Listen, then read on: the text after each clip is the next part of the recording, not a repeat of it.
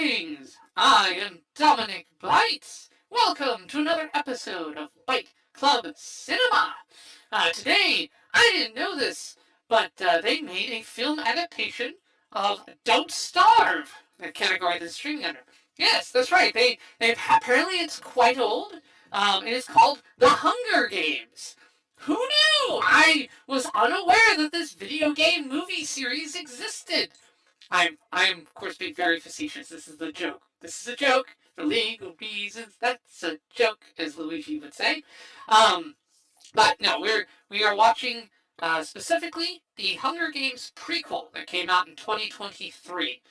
So this is those got Rachel Zegler and some other and Peter Dinklage and a few other folks in it. But it's the prequel. It's the prequel. So this is not the mainline series. Joining me, of course, is Diesel, as usual. Say hello. What's, what's good, everybody? Still trying to figure out my way out of this basement. Yes, no, yeah. I've set up an ingenious cattle prod system, although he may be getting off on it, so I'm not sure. I don't know. We'll Still see. trying to get those codes for that fucking cage door. Indeed. Now, what is your background with the Hunger Games? Did you ever read the books or see any of the movies with Jennifer Lawrence? Never read the books. The most I saw was it was shown in class, like during the I want to say I was in 8th, maybe 9th grade, final day, like before summer vacation. Teacher put this on. Didn't pay any attention to it. Just kind of droned off on my phone. All I know was kids. There's a maze that they run around in. There's a monster that I would smash. And woman comes to the kids, and they no longer get food. That's about my extent of knowledge. I believe that was the Maze Runner. Yeah, you're describing Maze Runner, not Hunger Games. Yeah. So okay, so your background on you're familiar with the genre that Hunger Games belongs to. So there were several books. So Hunger Games, I believe, came first, and then it inspired a number of copies, as they do. So Maze Runner was one of those. You also had Divergent series, which I also read. I like the Divergent series overall. It needs some work, but I thought it was kind of interesting. But yeah, I never read the Maze Runner series at all. But I know it exists. And then there's a few others I forgot that were out there. But yeah, Hunger Games inspired this whole young adult novel genre. So alright, you're familiar with the tropes then. So this is the prequel. So the main series with Jennifer Lawrence is the first 3 books. I've read those. I've seen the movies and read the books on those. Now this one is a prequel book. It was written after. So it is based on source material by the same author. That's the good news. They decided to put it all in one movie. People have been saying that they probably should have split it into 2, like they did with Mockingjay, with part 1, part 2 on that one, because apparently the book's pretty dense. But nope, they decided to just do one movie. And it did pretty well. People were expecting it to kind of flop because Zegler has a way of pissing off everybody. But no, it did okay. I don't know if it made a profit, but I think it broke even at least. I know at the theater where I work, we had it from November all the way to Christmas Day before it got bumped by The Color Purple. It did well. People showed up to see it. It did better than Wish. It did better than Aquaman. It did way better than the Marvels, for sure. But it did okay. It was alright, and from what I've heard, it's a decent film.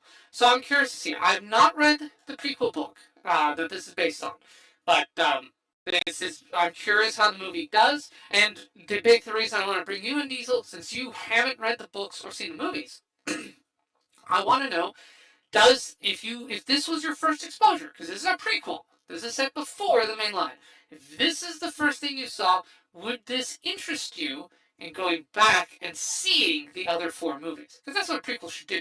A prequel should get a first-timer excited to go back and check out the old ones.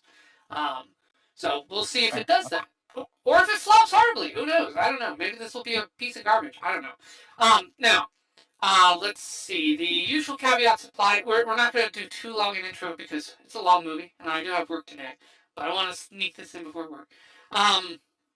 Usual caveats apply. No audio from the movie because copyright. Their mask over the video because copyright, including an extra step of the logo being on there. But subtitles are on, so you will be able to follow those for those watching at home. And well, apologies to anyone checking this out thinking we're playing Don't Starve. It's a joke. It's a joke. It's a joke. I'm having a bit of fun. I'm having a bit of fun. Please don't report me. Please don't get my channel banned. Thank you. All right, you have it all set on Please your report end? him for demon. Yep. Yeah, I'm all set. Also, please report him for demon cruelty. He hasn't let me out. Yes, yes. Well, hey, no one cares what happens to demons. Hey, I'm nicer to you than the Doomslayer would be. Let's put it that way. Yeah. I haven't once threatened you with a shotgun. Let's put it fair. Anyway. All right. Starting the movie in 3, 2, 1, go. All right. I also don't know why, but it. I don't know why talking about this reminded me that they're making a Percy Jackson and the Olympians. They're making a. It's either I think it's on Hulu. Yeah, it's a TV show. Hulu. They're making a TV series. Yeah, it's series. Yeah, it's on Disney Plus actually. But I think it's also on Hulu.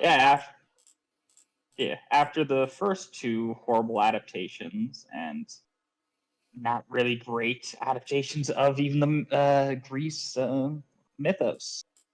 Yeah, we'll see how it goes. We'll see how that turns out. Yeah, Percy Jackson was also very popular. I remember during that same kind of era. I wouldn't say it's inspired.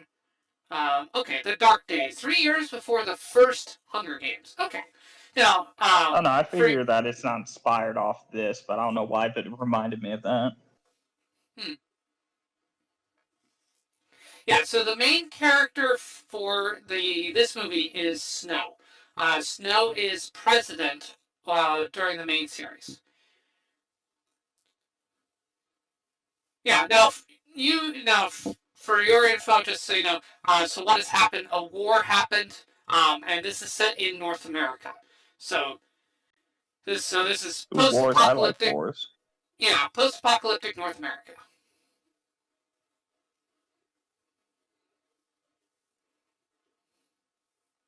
Oh, nice. Strapping demon like myself would thrive in an environment like this.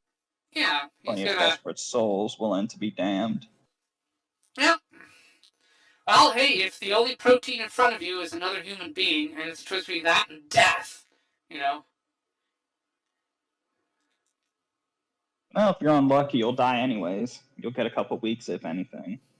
Because, fun fact, people, cannibalization, there is a chance your body will now begin eating yourself. Because it views you now as food. Trap in the forest. So, District 12. Oh, his father's dead. Great. Oh, that's some nice art there. I like that art style. Okay. Ooh, I love the way that clock is designed. Yeah, not bad at all. Yeah. Post-apocalyptic. Now, I'm really curious. In the original trilogy, Snow's character is played by Donald Sutherland because he's old. So I'm really curious how this actor lives up to Donald Sutherland's charisma. Is it going to flop like the Solo movie, where that actor was just not a Harrison Ford, or will he do a good job? I don't know. Will he be able to carry the starring role? Mm-hmm.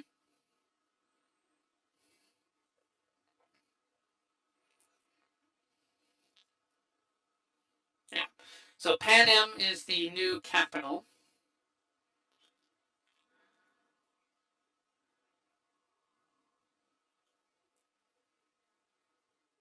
Rip your throat out.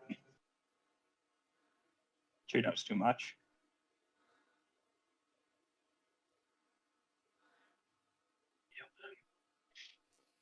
Kill them all. I don't know your name. Your name's Jonathan now. Kill them all, Jonathan. Oh God, cousin. Huh. Nice.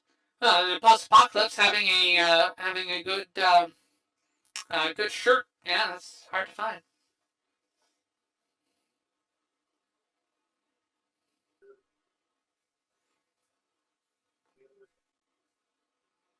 All right, so I'm really hoping we'll be introduced to some nice monster babes. That's definitely going to be a critique of mine. Oh boy, yeah.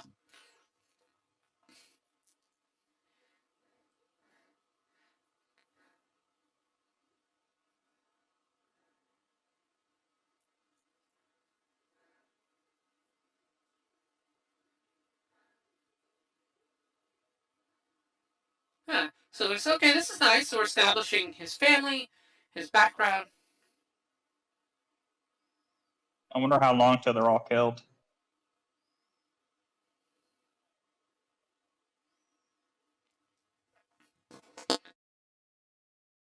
So, we're going to try to make a prediction here based off of movie tropes I know. Introducing family, potential weakness to him, somebody he's going to befriend in the academy will end up getting them killed, either purposely or by accident, leads to the big breakup, and then they rejoin at the end. Yeah, maybe. I'm thinking maybe like the cousin gets killed or something, like political assassination. Okay, so it looks like he's it looks like he's in Pan Am. It looks like he's in the capital city here. There are 12 districts to the new country that arises from America's ashes. So I don't know which district this is. It's got to be one of the ones close to. If not Pan Am, it must be one that's close to it. Yeah, no, it's definitely in a higher income based off of how everything looks.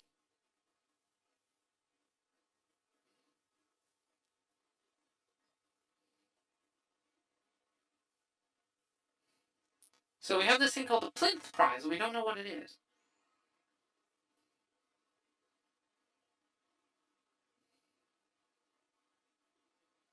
Okay, so this is the capital then, because the capital. So the capital would note the thing on the districts.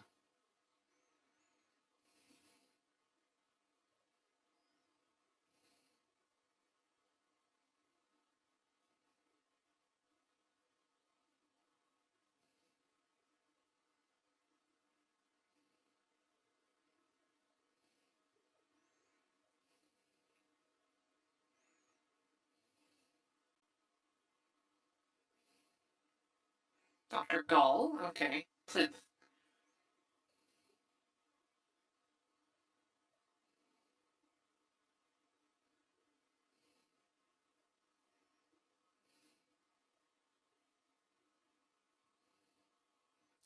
Can't putting lipstick on a pig, right?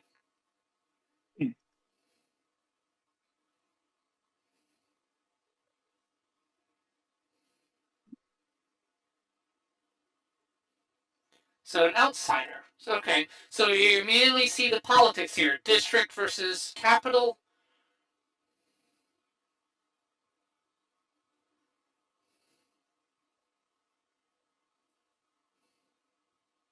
So I've had to assume capital, all preppy, Right. basically just the rich.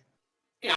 The capital are the elitists, whereas the districts offer them tribute. If you're from the districts, you're marked as an outsider.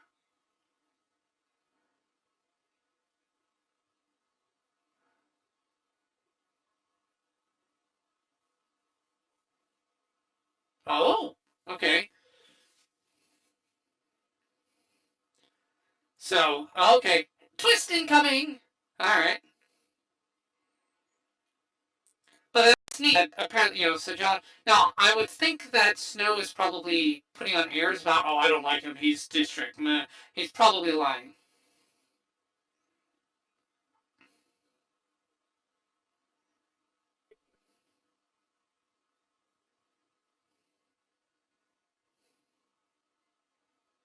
I think that's Viola Davis, I think.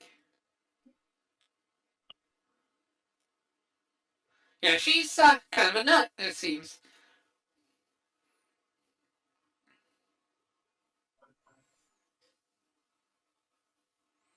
Imagine, it's this is the guy who plays. Yep, that's Peter one hell of a Dinklage. way to introduce him. Peter Dinklage. Oh yeah, I was supposed to say, is that Dinklage? Yep.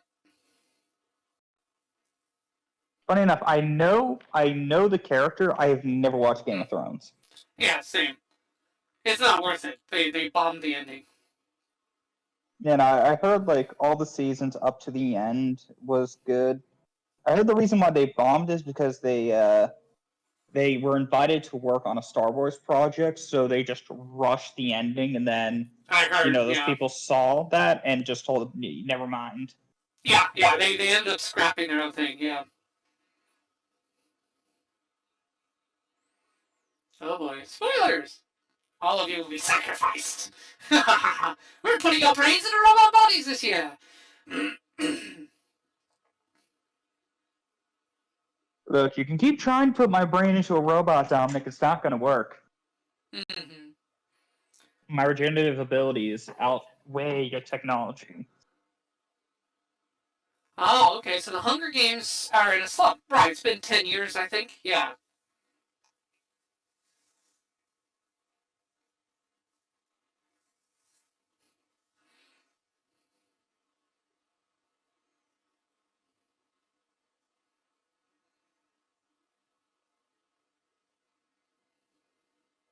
Mentor. Okay.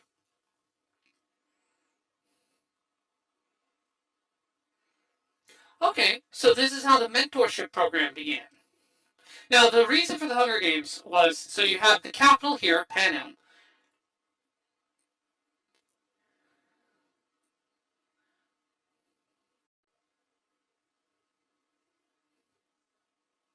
Right. So the reason for the games was to take the districts and make them pay tribute to the capital, so that they will always know that they are subject to the whims of the central authority. So this is the mentorship now. Okay.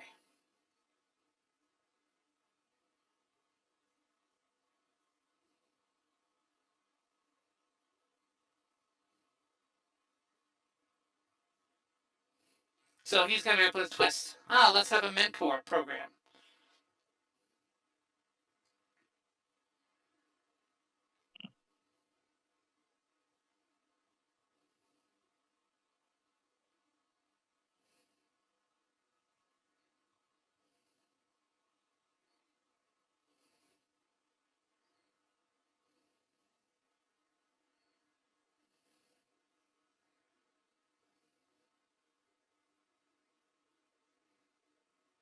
Yeah.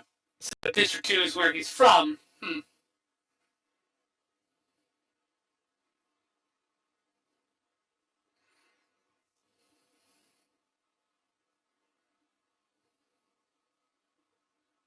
So basically, the Hunger Games are just all the districts being forced to sacrifice, Yep. Somebody to the capital. Yeah, child sacrifice. Yeah, to enforce obedience. I beg the question how this enforces obedience.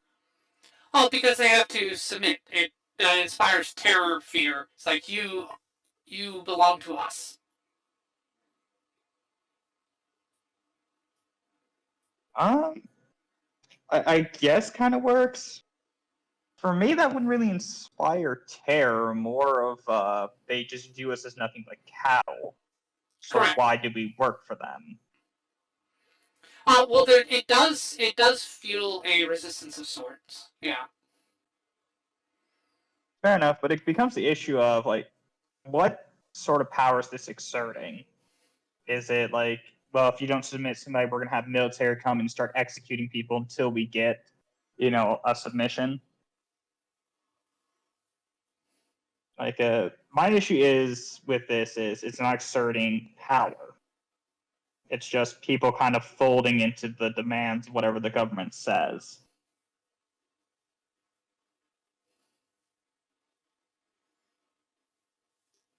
What they, huh?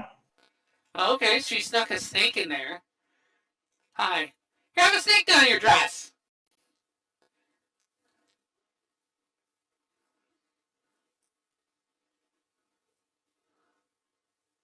So that's the head of. Look her in Okay. the face.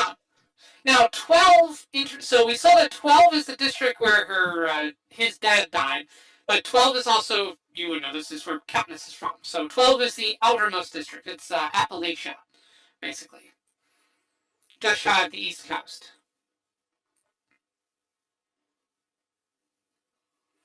Now, interestingly here, her last name is Scottish, but she's very clearly not Scottish. So I don't know what was going on there with casting. That is not a good angle for her.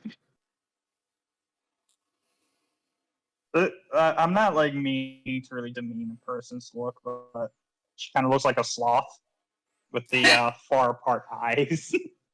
Yeah, people have been noticing that as a trend. Haley Berry, the one that casts as Ariel in Little Mermaid, has the same thing.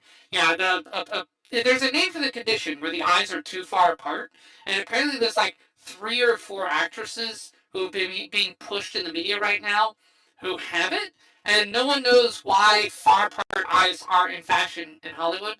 Um, like and I'm reminded of like Zellweger, uh, Swaler. I forgot her name now. Rachel Zellweger, I think her name was, but she had a very scrunched up face, and apparently like her and a few other actresses during that time had really like scrunched up mousy faces, and apparently that was just in fashion. But then when it fell out of fashion, those actresses stopped getting work.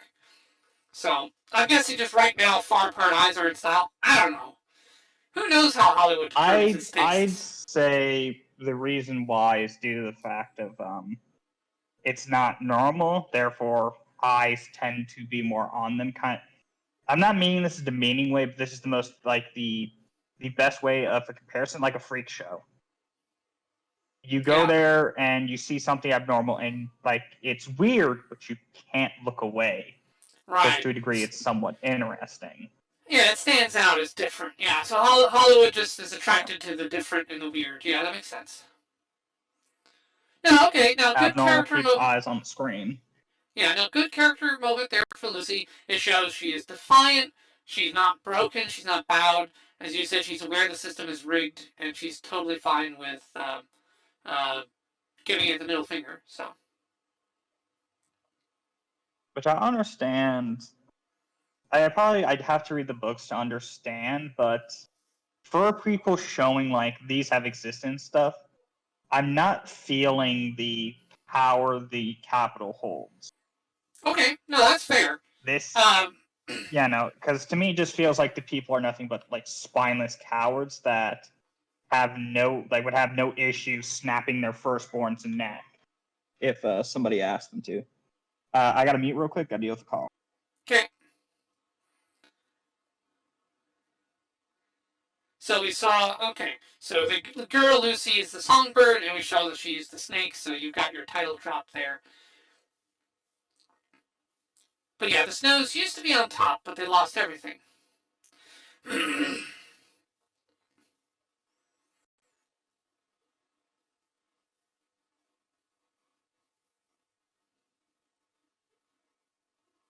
Yeah. Yeah, the cousin is. Right, the cousin raised a fair point. It's like, earn her trust.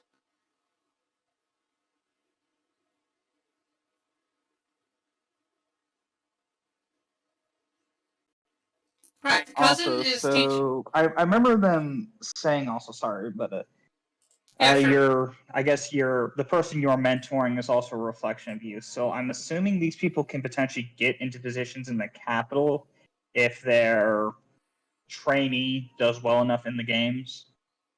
Well, so these students here are at the Capitol. What they're going for is the Plinth Award, which apparently unlocks greater status. And Snow's goal here, what's being established, is he wants to regain the status his family once had. So his father was apparently used to be a very powerful man, but when he died, the family fell into poverty. So Snow's goal is to So regain okay, that's what the earlier all right. combo So with Peter Dinklage was about. this is kind of how the I guess how China kind of works in a sense, where status is everything and can open a lot Yeah, of doors that would otherwise be yeah. closed. Yeah, so for Snow, the Plinth Award represents status. For Lucy, uh, doing well in the games means survival.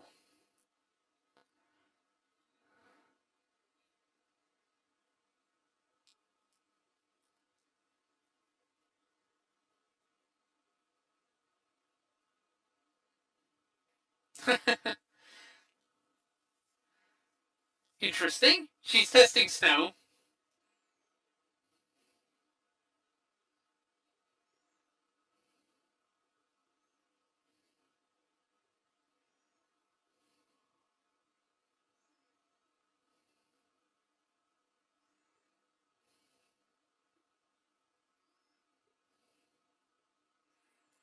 Okay, interesting. So so Zegler is doing kind of a hick accent, I guess. Appalachian. I don't know. She's just not believable as an Appalachian, though. Um, I don't know, because like she should be a redneck basically. That's what District 12 are. The District 12s are the German Scottish rednecks of the Appalachians, and she's not German or Scottish. I'm sorry. It's like I don't know. Now see if I think District 10 or 11. That's the South of America. So that's excellent. So that's have strong African American. Fair enough. Also, one thing I can't say I'm really a big fan of, unless she's been a previous participant, all of them show some sort of fear or anger, which most of them have shown fear to a degree. And then, of course, seeing one of these guys gets angry at them, she hasn't exerted either, really. And to me, it's kind of a case of unless you've been in these situations for most of your life where it's kind of life or death, being thrown into a game where, like, hey, everybody around you, they're going to be trying to kill you in a little bit. Have fun. It's not going to inspire, like, me to stay this cocky, brave person unless I know, like, I've been in that situation, which may be described later for her, but at least knowledge-wise, the attitude doesn't make sense.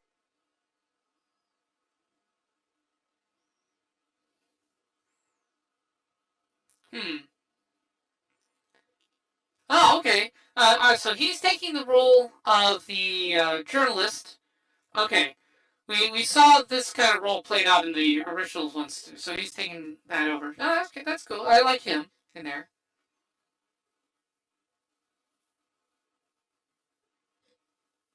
Why are you there? Now, what we saw earlier with the cousin was telling him, "Hey, you need to earn her trust." So him breaking the rules was his way of doing it, which is smart. Breaking the rules to try to show up to impress a rule breaker. And now she's helping him stand out a little bit.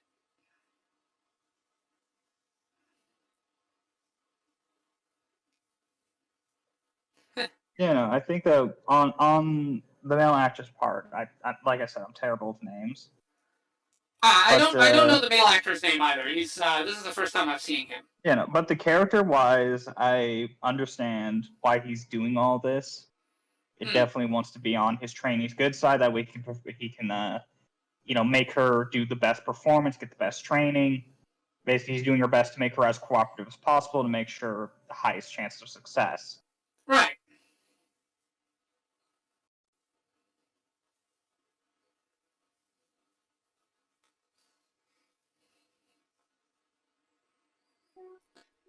Yeah, my problem is Ziegler is just completely miscast in this. I mean, her accent's fine. She's doing her best, but I can tell it's not natural.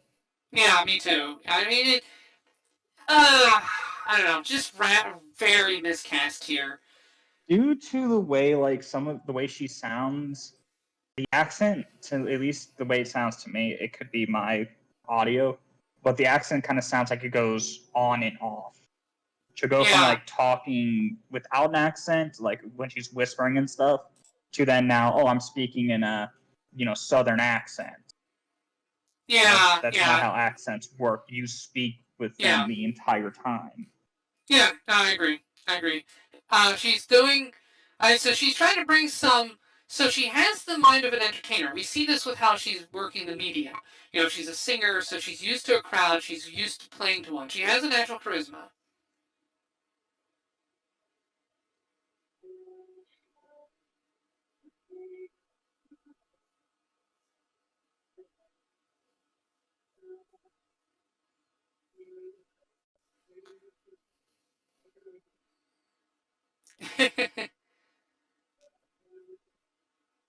Okay, so her character is an entertainer. She was a singer. Right. She's a singer, so she knows entertainment. She knows how to play to a crowd. And apparently, a singer of some repute too, according to based on what we saw during the reaping there. I like Lucky Flickerman. That was a good part. That he really may help make that scene, in my opinion. I also do. I am so far. Um,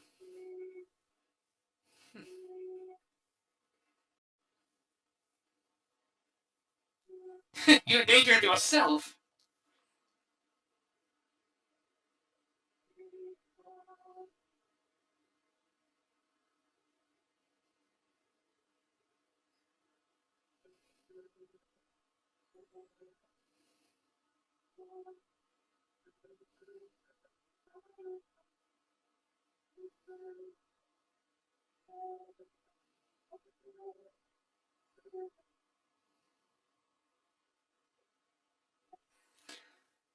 Yeah, and so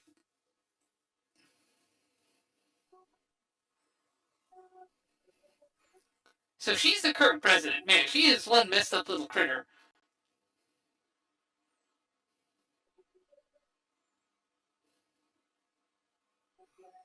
Okay, yeah, you can see the dynamic between her and Dinklage. Dinklage is the sanity, trying to keep things in line, the practical. She is the fanciful one. Probably uses the insanity as a mask. Crazy like a fox. Yeah. He is more the by the rules book sort of player. She is the more eccentric. Let's twist them. Let's have some fun with it. Yeah.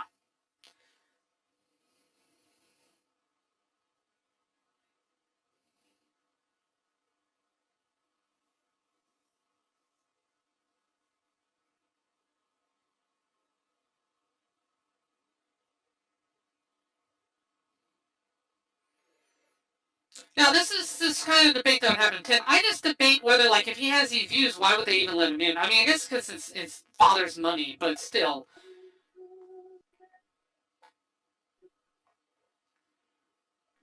It also could be she kind of enjoys watching somebody who's actively opposed forced to participate in a degree. Now, interestingly, Dinklage's character here is suggesting that, hey, this isn't working and the games are falling in popularity. Maybe we should just scrap them. So Dinklage, in some ways, is pushing for the cancellation of the games, but in his own way. So Janus would do He's well to pay trying to do attention it to that. subtly instead of Yeah. outright speaking it. Yeah.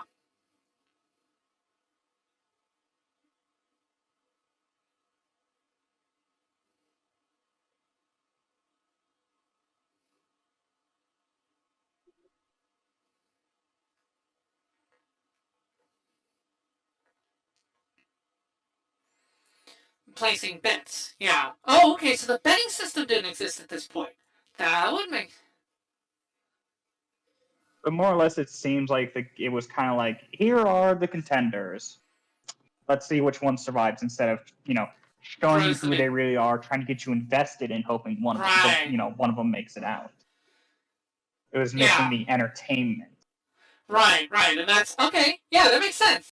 That's for treating it as a game. They had the child sacrifice part down, but they forgot the gladiatorial aspect. They should have looked more to Rome and what they did with their gladiators, and that's what it's missing. Which I also like how he, I also like he intelligently plays into her seeming to like entertainment. Again, the enthusiastic entertainer.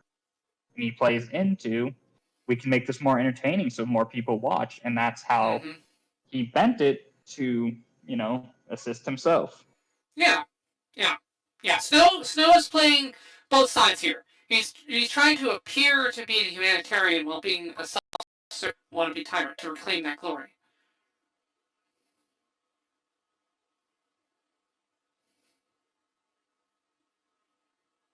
Yeah.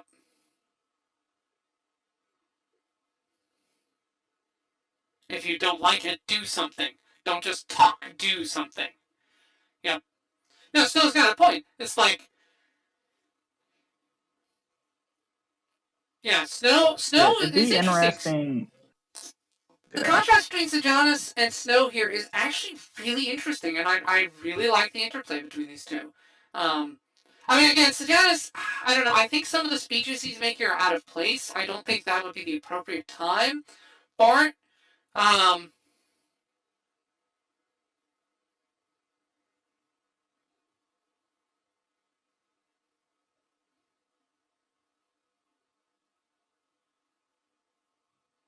Yeah, Marcus isn't going to accept a handout because he recognizes that's demeaning.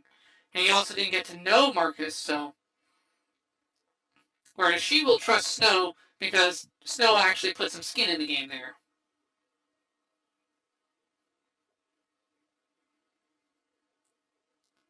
Now, interestingly, she is helping the other person's tribute by doing that.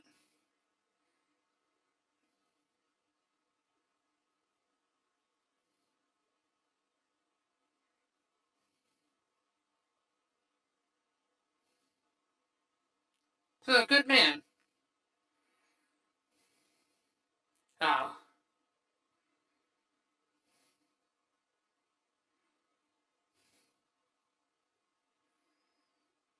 Yeah, Arachne. I like the fact that she has the name Arachne. That's really cool. Hey, Chris!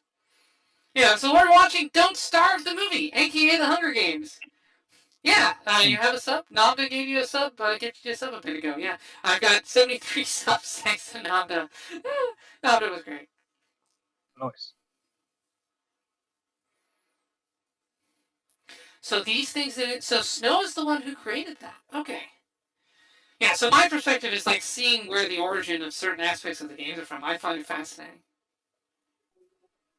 I'm definitely more invested in seeing how the game evolves than the characters. I mean, Snow here, the male character, I'm interested in. His training, I can't. To me, her character very much comes off like supposed to be strong, independent female lead, and to me, it's like you can have that, but all of them. Look how depressed the other guys look. They look depressed. They look kind of, scared because they know what's inevitably going to happen. Right. She isn't bothered by any of this at all. Now, I'm really hoping later on they show, like, she's been in this life where, life-threatening situations happen on a daily. Yeah. Yeah, she, I mean, they've said she's acquainted with hunger just now. So, like, hunger is a fact, hunger is a weapon. So she's clearly familiar with how the game works.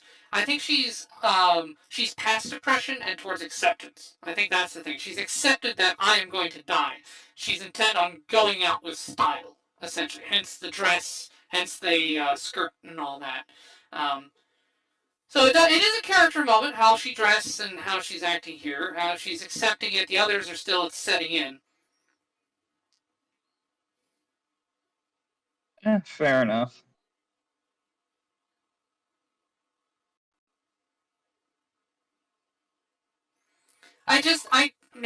There's no romance between these. Oh, there we go. Right in the neck. Nice. Very well done. Hopefully, if we're lucky. Did she just get killed by her own tribute? I hope so. That would be delicious. She did. Oh.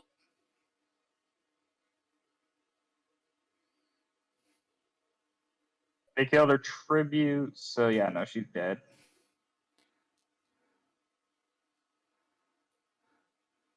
Yeah, aren't you supposed to, like, help the dying person? Nope, I guess not. It's just like, she's dead. We don't care. No, they killed her tribute. She is no longer of importance. Okay, so that now it's showing a bit of the military might, which I appreciate. Yeah, that's good. I'm glad they did. Prequel, you definitely need to set up how the capital has this stronghold.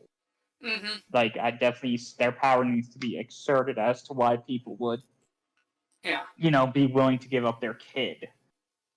Yeah. Now, Panem, I should also, Panem is established to be, I think, in Colorado.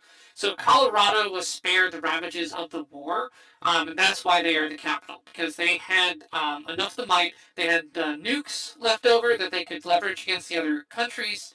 and they still had enough military to survive the war. We're not sure how the Civil War occurred. We just know, or even if it was a World War, we just know war devastated the country and split it up. The Hunger Games. Okay, so instead of the Reaping, he's going to call it the Hunger Games.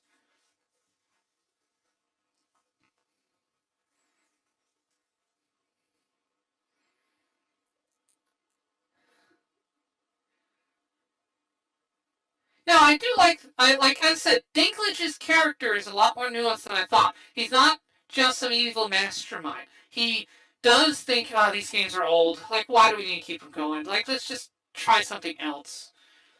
He also But actively drinks to help cope. yeah, he copes. Good point there. Um, but at the same time, I think he's a little bit horrified of Snow's brilliance in terms of revitalizing the game. He wants the games to die on the vine. Snow is like, stop pushing these good ideas. Yeah.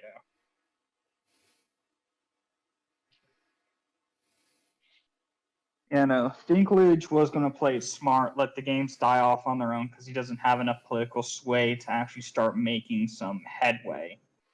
And if he actively opposed the games, that would stunt any progression towards that goal.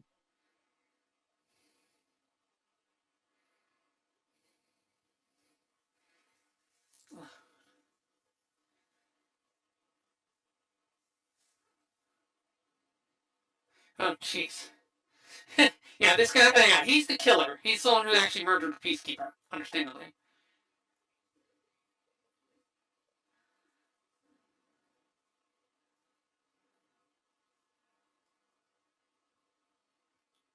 Okay, now we're seeing some of the stress finally kick in for her. That's good.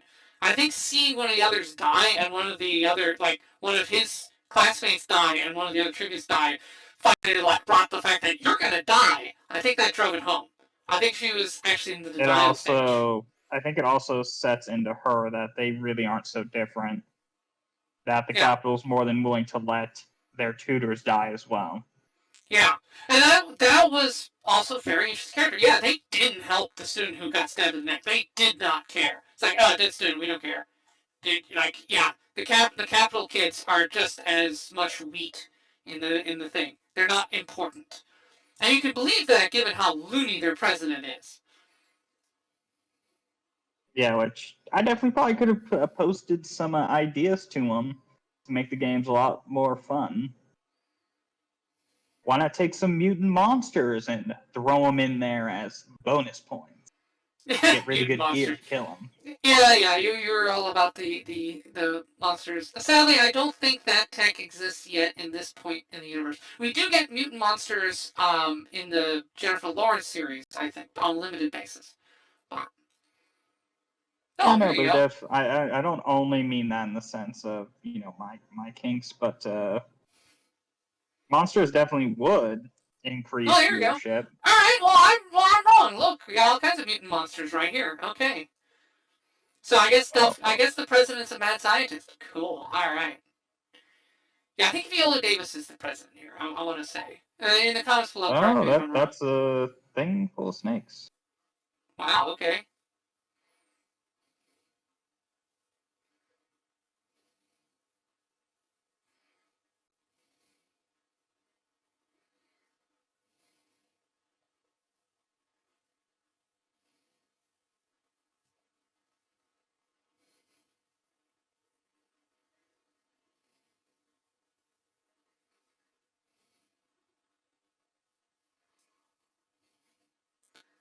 I wonder if she'll see through the fact this girl's lying.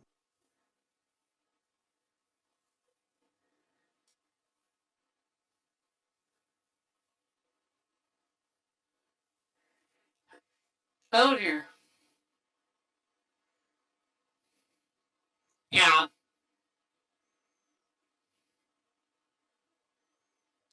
She's playing a game. Okay, so this is her way of rooting out little, Who did it? brats trying to lie to game the system. Yeah, I don't. I must have missed the scene where Clemmy plagiarized this thing. I wonder.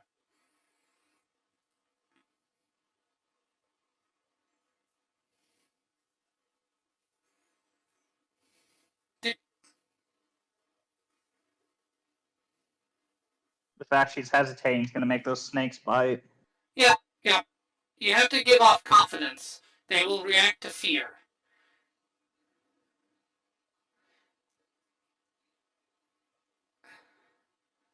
Oh, that's right. Clemmy. Oh, that's right. Clemmy was his girlfriend, basically. And she was trying to lie to, get ahead. And this lady saw right through it.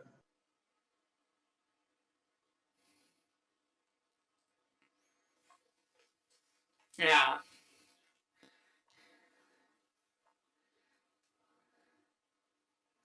Yep.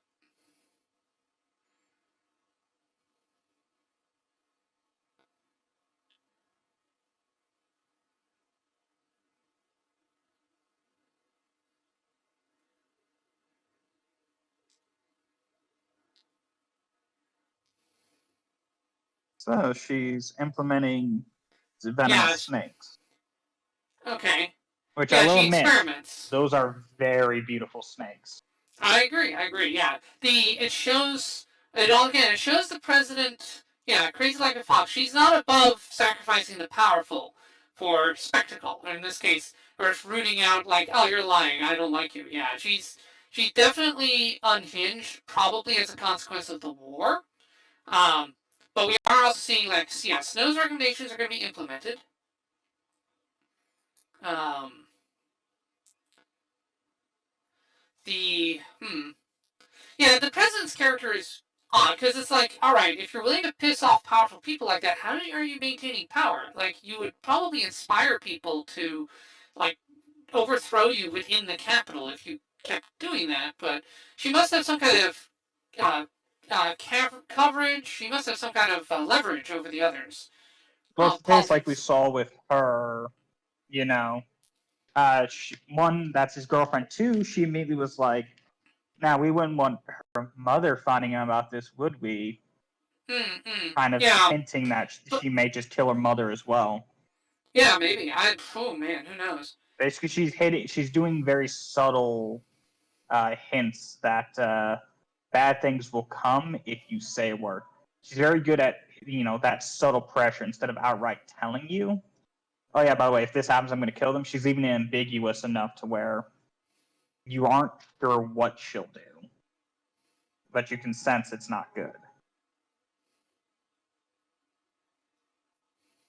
Yeah. Yeah, the president's an odd character. I'm on the fence on her. Yeah, but I like the fact she's a mad scientist who experiments with genetically engineering animals. That's cool. I like that aspect.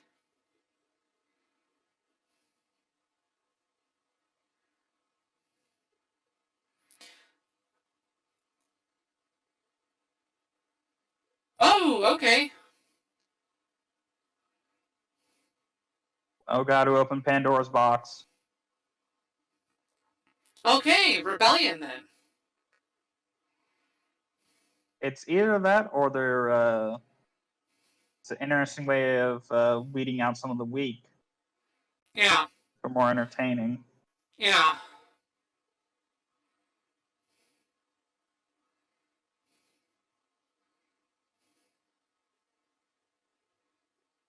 Oh, did his arm get caught in that? I think his leg might be caught. Yeah. And she runs back to help him, which makes sense. He's been nothing but kind and, Yeah, he has throwing his been skin out there for her. Yeah, he has been reasonable. Earning the trust is going to save his life in this case. Because as we saw before, the soldiers just leave him there to die.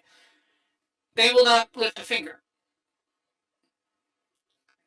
Okay. So as you said, the other districts are starting to rebel. So this is probably an act of rebellion.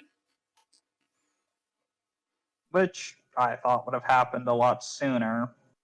Because didn't they say at this point the game's been going on for 10 years or so? Yeah. Well, it probably just took them a little bit because, again, starvation is rampant. They don't have a lot of resources.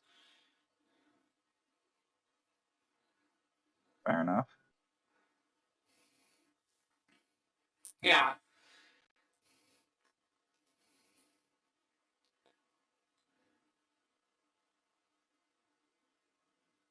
Okay. Okay, So so she there are survived. rebels and stuff going on. Hmm.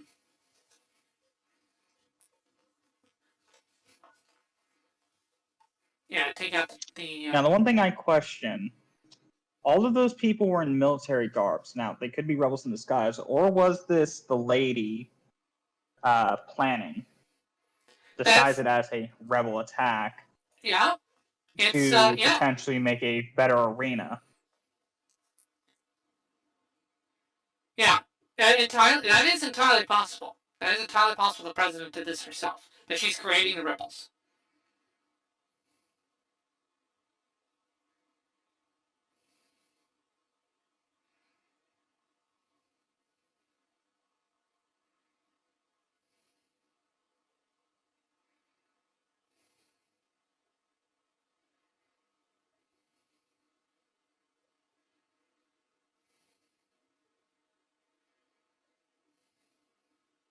Now, bombing would definitely help to get eyes on to the Hunger Games as well.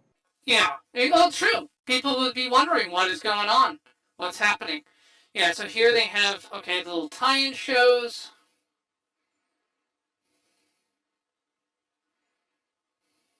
So 4 tributes are dead from that. Now, yeah, we do see that several of the tributes knew the bombs were coming. They signaled some people over. Yeah, I did notice the taller black gentleman was like doing the like.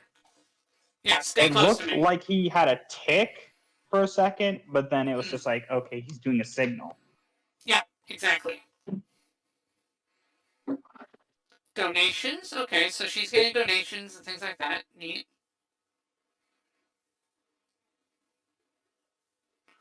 You're on your own. Now, okay, to Ziegler's credit, she can sing, assuming this is her voice and this is not like a dub voice or something. She can Fair actually enough. sing, so I'll give her The, that. It's like The how accent they, definitely doesn't come through with the singing, though. yeah. See, when this character here, Lucy Gray, I picture her as like the coal miner's daughter, played by not Carrie Fisher, the one, the one who was in Carrie, I don't love your odds, but may they be in your favor. Hey, we got the tagline. One of the taglines from Hunger Games is "May the odds be ever in your favor." When I was greeting people in the um, let's see, when I was greeting people in the theater for this, I would actually tell them, may the odds be ever in your favor when they went in. And they're like, oh no, please don't tell us that. Yeah, I'm like, yeah, you're a tribute. Sissy Spacek. There we go. That's what I'm thinking of. So when I picture Lucy Gray's character, I'm thinking Sissy Spacek, coal miner's daughter, that kind of archetype. Ziegler just doesn't really fit. She doesn't fit. It just doesn't work. Yeah, no. I'm sorry, With the way guys. you described, at least the way you described her to me, I was definitely assuming she, like you said, she was kind of like out, country hillbilly. The Mm-hmm. accent does not come through all that often. Yeah. like it's the case of the accent doesn't come off natural at all. It sounds like somebody trying to do an accent. Yes. Hence why there are quite a few breaks in that accent Mm-hmm. where, goes from accent to no accent. Yep.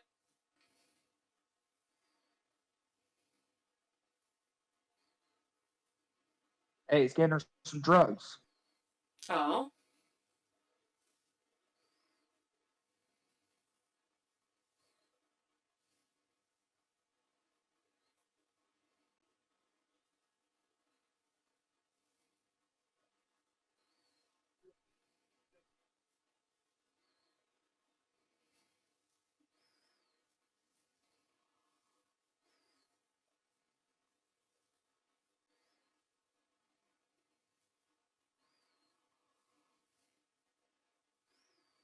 Yeah. Just it may try to kill you. It's. I mean.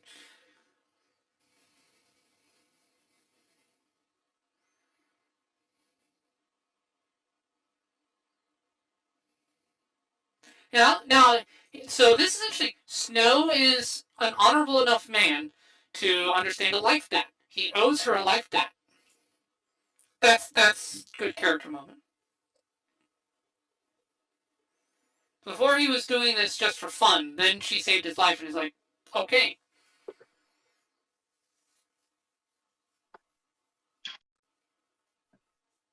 It also does, yeah. No, I will appreciate the fact that he's giving up his potential to reach that higher status, but the love connection between these two, I don't. I don't feel it. Nah, there's really no It's chemistry also the between these case two. these.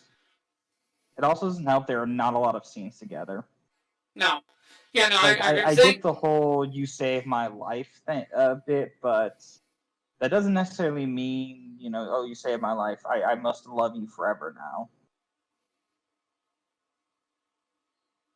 That's the only thing I can see. Like, yes, he's been genuinely kind and stuff, but I don't see how that has led to a relationship forming because they haven't spent a lot of time getting to know each other correct. outside of a select few scenes. Yeah, I do like the fact that he didn't accept the kiss because he doesn't feel like he deserves it. That's fine, my opinion. But like her falling for him though is just no, it's just out of character too.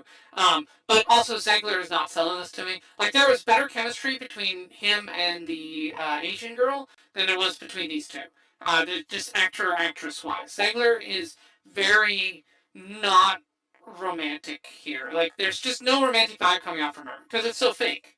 She's acting and you can tell she's acting, which is unfortunate.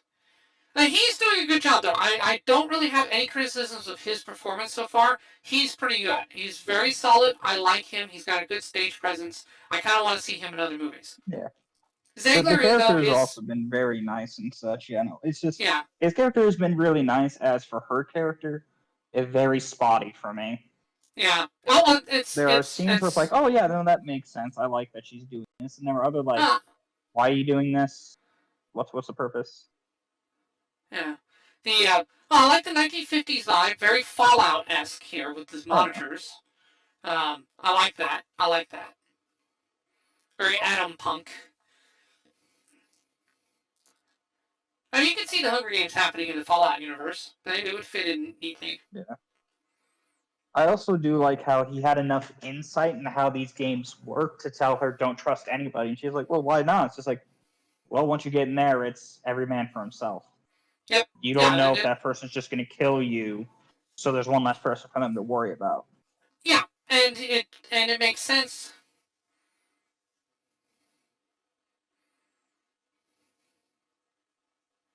Smiles while they have teeth. Yeah. Yep. Smile. I like that. No, again, his character also really sells it. I like the job he's doing. He's doing a great job. So you do have some very solid acting in this. Zegler is very clearly the absolute weakest link of the entire cast. Because she's acting, you can tell she's acting. She's failing to give up any romantic vibes. Her accent sucks, and it's like her accent is so bad. Yeah, it's pushing both of us out of the immersion, which stinks. Because overall, this is interesting so far. I really don't know where they're going to go with this. Because you have the terrorist strike, maybe terrorist strike.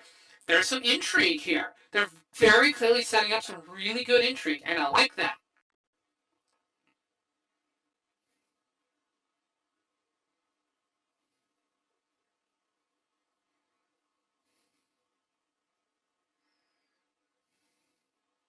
When your tribute dies, leave.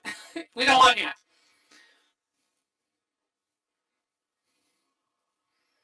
Now, we do see a big contrast between how the stage is set for this one versus how we see it, the more elaborate sets in later. It's definitely more like they're prototyping how this is going to be. Yeah, I like the prototype aspect. The prototyping here is one of my favorite things on this. This is really establishing the lore. This is also why I'm thinking, by the looks of this was more of a purposeful. This looks more like an arena now than just a flat area, battle. Yeah. That's why I agree with you. I think it was the president doing it, not quote unquote rebels. I think the president was doing this to set up to set up some intrigue, stir up some interest and things like that. Hell, the bombing thing may even have been one of his ideas that he may have, or a version of one of his ideas.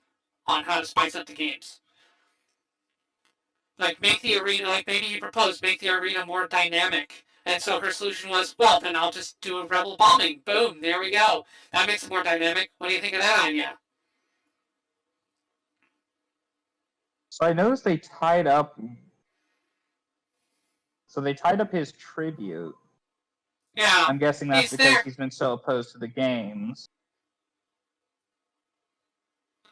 Yeah, he's still alive. But they're guaranteeing he's going to die.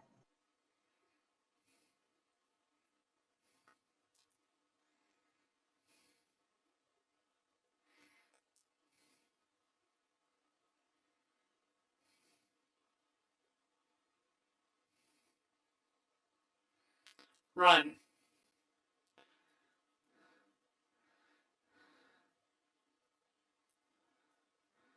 She gave you advice. Why aren't you taking it? And yeah, the others are immediately setting into just brutal slaughter. Some of the others are pausing. I would like to see I would like to see an alternate universe where tributes could opt to stay in the games, like a gladiator. Oh, you actually, fun that you bring it up. That actually happens. So, by the time of Katniss's era, the main series, in districts 1, 2, and 3, you actually have an entire culture around the Hunger Games where they train to fight in the Hunger Games. So, fighting in the Hunger Games is considered an honor. And so they will actually like volunteer to be tributes and compete over who gets to be the tribute, just so they can bring themselves honor and glory. So yes, that does actually happen later on. Yeah, we're seeing some real. Jeez, what the hell is up with Jessup here? Yeah, the others are like, we're gonna kill you. We're killing you. So this was purposely set up. No, they have cameras and stuff down here. This is all purposeful. Oh yeah, yep. Yeah, because I think yeah. The president did this on purpose. The president set up this whole underground area specifically to be part of the arena to make things more exciting. Yep. Yep. Yeah. So this was very clearly a setup.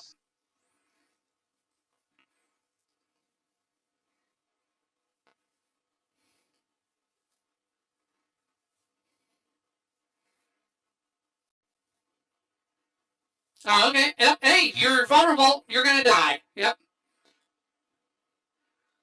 So yeah, the others. So Lucy retains her humanity. I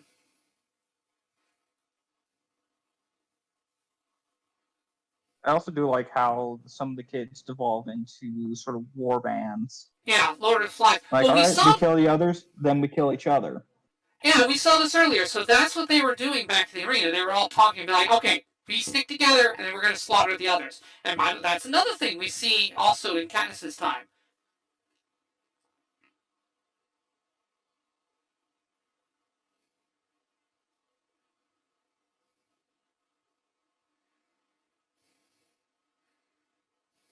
And I do like how he's able to give off that, because he did say, I'm a weatherman and part-time magician that does the trick. He very much gives off that energy.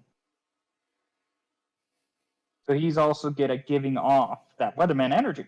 I love it. He's a great character. I absolutely love the actor's job on this. Very strong feature of the movie, yes. I mean, both are from 12 are alive, so that's... So is Lamina going to... Okay. Well, and Marcus is still alive, too, technically. Yeah, no one went for him because it's like, well, I mean, he's out of play, so why bother?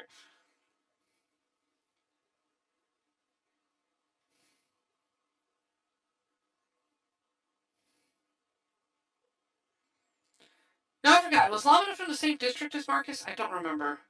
I can't sure, remember. But it seems like there is a connection between these two. Yeah, they were getting along.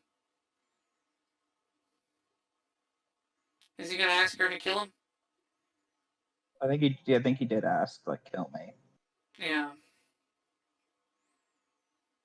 I'm okay dying by your hand. That's nice. Make it quick. That kind of thing.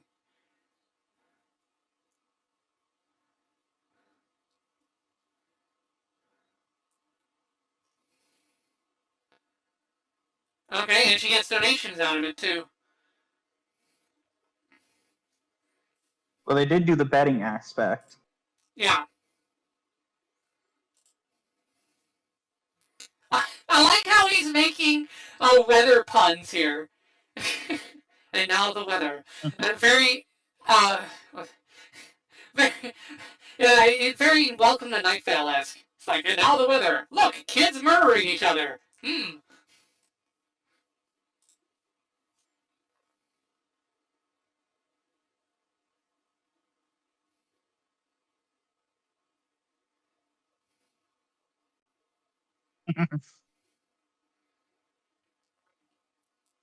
So it's like, it's like a pay for play. Oh no, the Hunger Games is pay for play with microtransactions. Oh no. Okay, so they're able to shoot donations to make sure they're no prototypes. Oops. So there is nothing they can do to help them. No water, no nothing.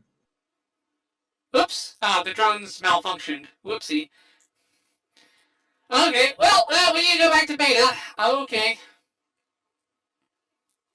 But you don't understand. See, the fact that it has microtransactions, that means now we know who really designed the Hunger Games. EA! God damn it. I thought they would have been wiped out in the bombings. No, they were too powerful to die. They covered themselves in their money. It absorbed the radiation, turned them into something greater. Money golems.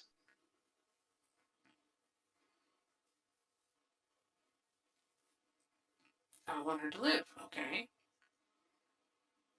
I like how Dinkley. I don't know his actual name, but I'm just gonna call him Dinkley. He's calling him out. Yeah.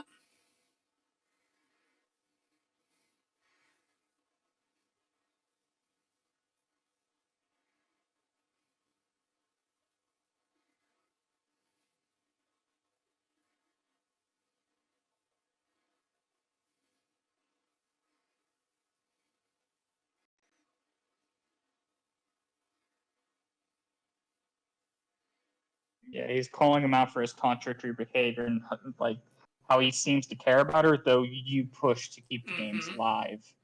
Yeah, if she lives, You I won't. invigorated these games. Yeah. I'll make sure you don't get the plinth even if she lives. Do you still care? Now, the trick is, we know he does, because she saved his life. And he does feel obligated on that, so...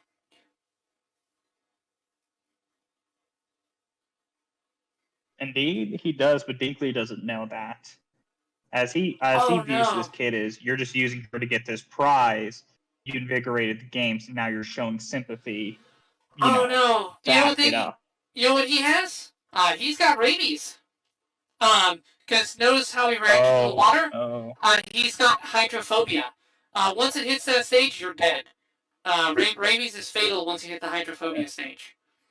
That's that. Now that was really well done. That was very clever movie. I see what you did there. I like that.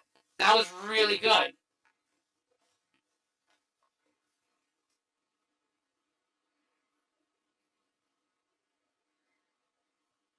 The deluded classmate?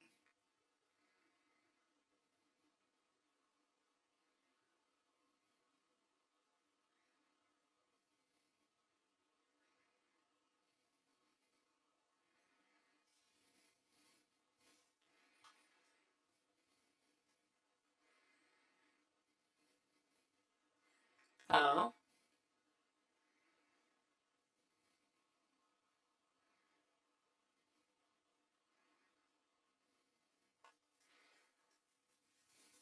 Hmm.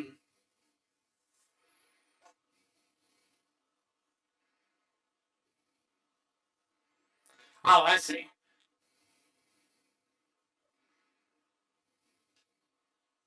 So Sejanus slips in there.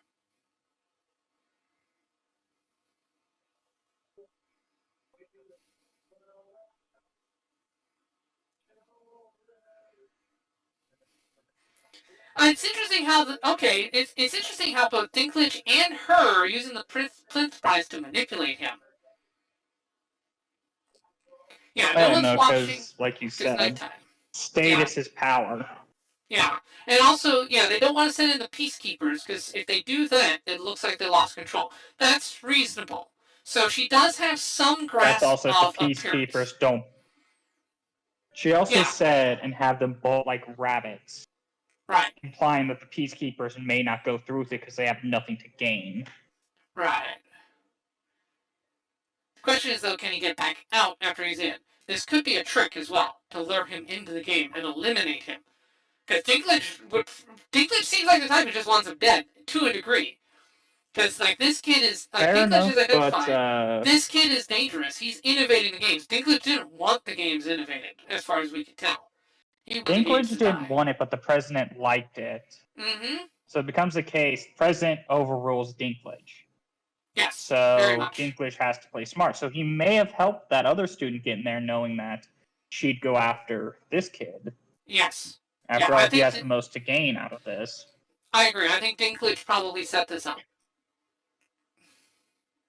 You're probably seeing It is intrigue. also the case. She was also saying how she won't let the rebels make a mockery of her game, though. Funny how easily you adapted to the arena being destroyed. Yeah, it is very funny. Even installing cameras down in the tunnels. Yeah.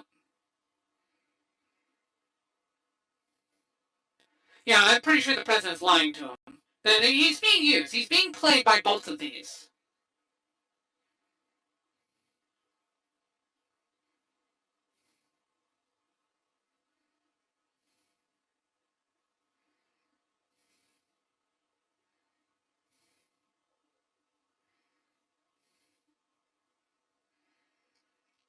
It's a case Snow's trying to point out to him, you're being too blunt. Yeah, you're being too naive. And too... Yeah. Yeah. It's trying to show him that, look, you have to be smart if you want to make change. You can't just put a sign up and start yelling that the games need to stop and expect that to work. Yep. Snow is the voice of reason here. Totally. I mean, I guess we have established that Jonas is naive. He speaks out of turn. He's not really like he's got ideals, but he's not very smart about it. So it makes sense he might be reckless like this. They have kind of established that.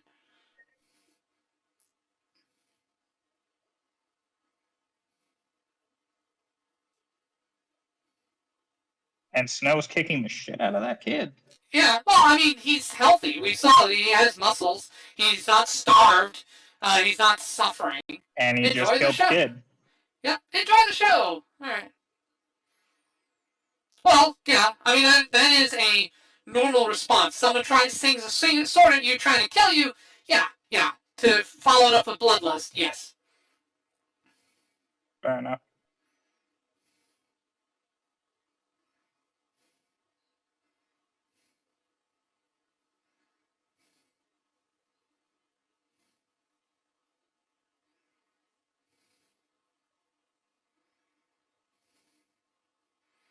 Yeah, it turns out she's a total psycho. But, yeah, I mean, she's trying to survive, same as the others.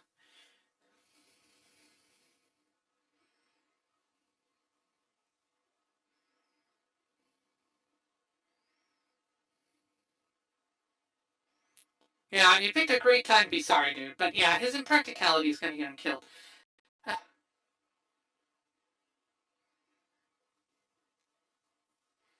On the plus side, hey, maybe Corio can make sure he gets the Plinth Award for that. I mean, the dad's probably going to be grateful for the fact that he just saved his kid. Probably. Yeah, well, that's a good sign. A nod from the guy in charge.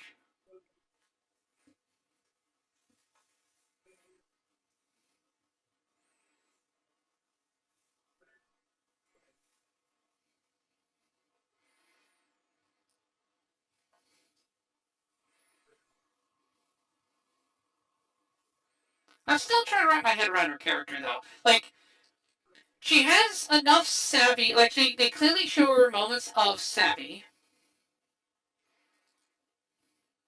I think it's the case. In order to get president, you got to be extremely smart and know how to cover that intelligence up. Yeah. You show yourself to be too much of a threat to others, you have the risk of them forming alliances to remove you from power. So you got to show unpredictability. Right. Don't let them know your next move. Predator, yeah. An odd comparison for those who don't know. In the Egyptian mythos, after Set had killed Horus, and the reason the other gods did not stand against him, he was very unpredictable, which led to them not risking trying. Now, of course, Set, he was smart, but also he could shapeshift into any animal, which included ones we haven't even seen. It just led to the case of, again, he's very unpredictable, so it's better not to risk any confrontation with him. I think that's what they're going with her. Yeah, I think so. I'm trying to. Insane. Yeah, I'm just trying to wrap my head around it though, because I'm questioning the story implementation with her. Like, what I think that is the goal. I agree with you. I'm questioning how well it's done here. But I like that interchange between her and Silkwoman. What I'm going to do is I think she is the manifestation, at least plot-wise, of the games. The lunacy, the way that the people participating rape. Yeah. Now the dialogue between her and Snow though was really good. Very Lord of the Flies there, but also showing also dropped the thing. His dad was a former president or ruler, so I think before the war, the dad was in charge. So I think that he was an old president. So Snow is the son of a former president. That could be why he's angling to be in charge. And of course now we see also they're being evicted, so something bad has happened. They're running out of money. So it's interesting. And it further reinforces his desperation. Yeah, status, it also provides security.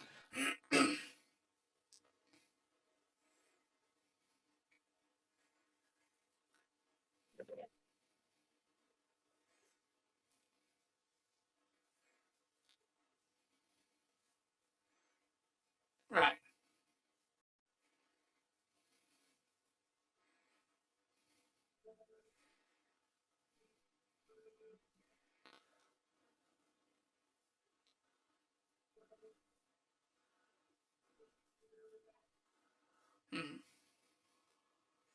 And now he's beginning to and doesn't like touch and photosensitivity.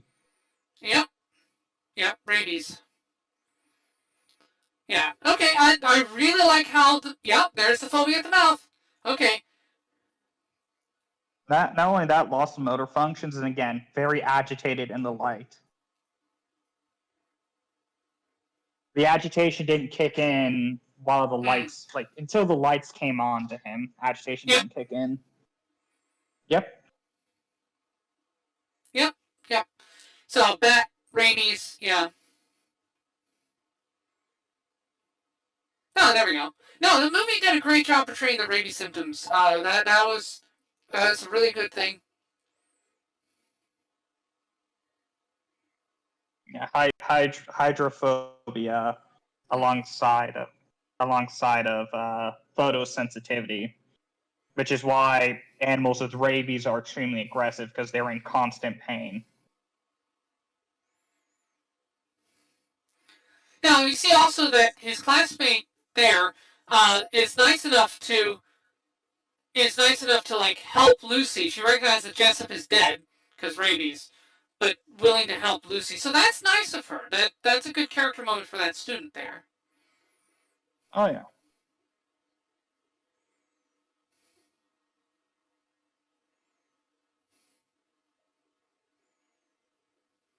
Yeah. He's dead. You can't save him. Yeah, and it's nobody's fault he's dead either. I mean, he had rabies. He was going to die. Like, even if he just sat there, he was just dead. Like, it would just straight up kill him. So, he was dead. He's too far gone. Yeah, he was dead before the games started. I do get the sentiment of her character, but it is a case of there are people actively trying to kill you. You don't have time. Yeah, you are being hunted. To be nice. He also had rabies. Yeah, you are being hunted. Like, show some situational awareness, lady. Stop being dumb. Please. Stop being an idiot. Okay. You know, I mean, even I like guess people who don't understand like a shit ton about rabies would understand that you just it's got a fatal. disease. We're not Yeah. getting medicine. You're Yep. dead.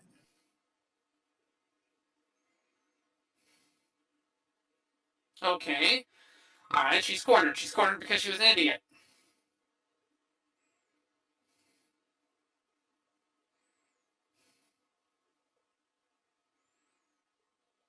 Oh. Oh, right, because she had like 1,000 donations, so yeah, you could totally afford stuff. I like, by the way, I also And like then the he's interface using they have. those. I like that interface they have of the water drone thing. Again, very, very. They're projectiles. Completely useless, but hey, they're great for pelting people. I mean, it's not cheating. I like it. I like it. That's clever. Good stuff.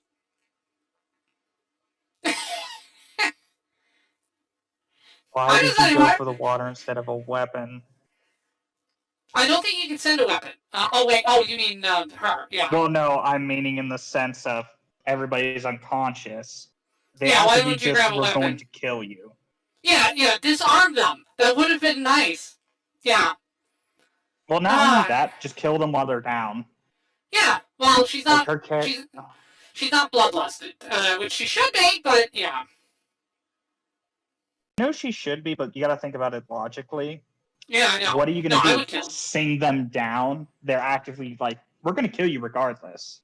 Yeah. Yeah. They are going to kill you. So it becomes less about bloodlust and more about like your instinct to survive. Mm-hmm. Okay. All right. They're going after her. Ah, she's making a bomb. Oh. I'm But assuming yeah. that Yeah. material is. Oh, that's the rat poison he gave her. Yeah. Oh, she's Okay. using it to poison them. Right. Right. Right. Have him drink the water. The poison water, that will take him out from the inside. Okay, so she is willing to kill, but yeah, you're right. Why didn't she disarm them? Why didn't she try to at least stab one of them before running? It would have been totally fine. I don't know. It's one of those, I guess, where, oh, we can't have our protagonist actively kill somebody and still be heroic, or some garbage. I don't know. Well, she doesn't even need to be heroic. Yeah, I mean, It's a simple case of. It's a survival game, damn it! Hey, good on this one. I mean, she just got stabbed in the chest and she's still fighting. Good on her. That's cool. Yeah, no. Survival instinct actually kicks in. Yeah. And she's gone. Oh, one redhead killed another. By the way, kudos to the movie. It's got like not one but two redheads in this. That's nice. I appreciate that.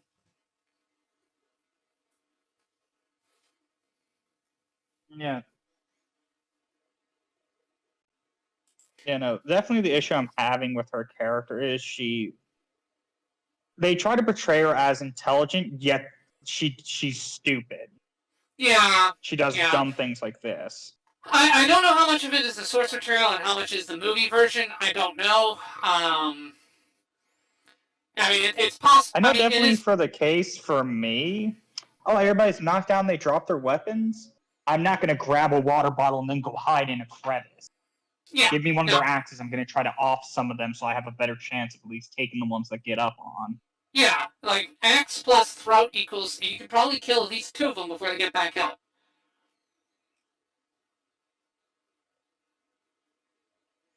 Oh, they don't have a camera in there, but okay.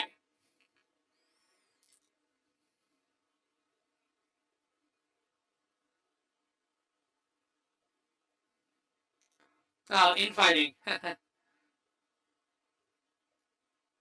I mean, fair enough, but she had no way of knowing they just turn on each other. That's true too. Well, no, I'm not saying she planned that or anything. No, it's like, it makes sense that they would start to turn on each other, though. A pack like that can only go so far.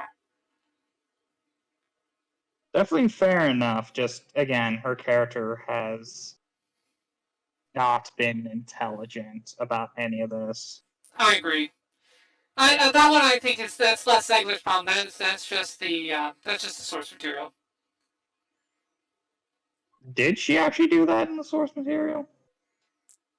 I don't know. I didn't read the book, but it could entirely be the source material Hannah being dumb. And if we watch the Hunger Games proper with Jennifer Lawrence, we'll get around to it someday. We may have And her similar plan didn't criticisms. even work. Oh, it ended up knocking off the. Whoops! Wrong one.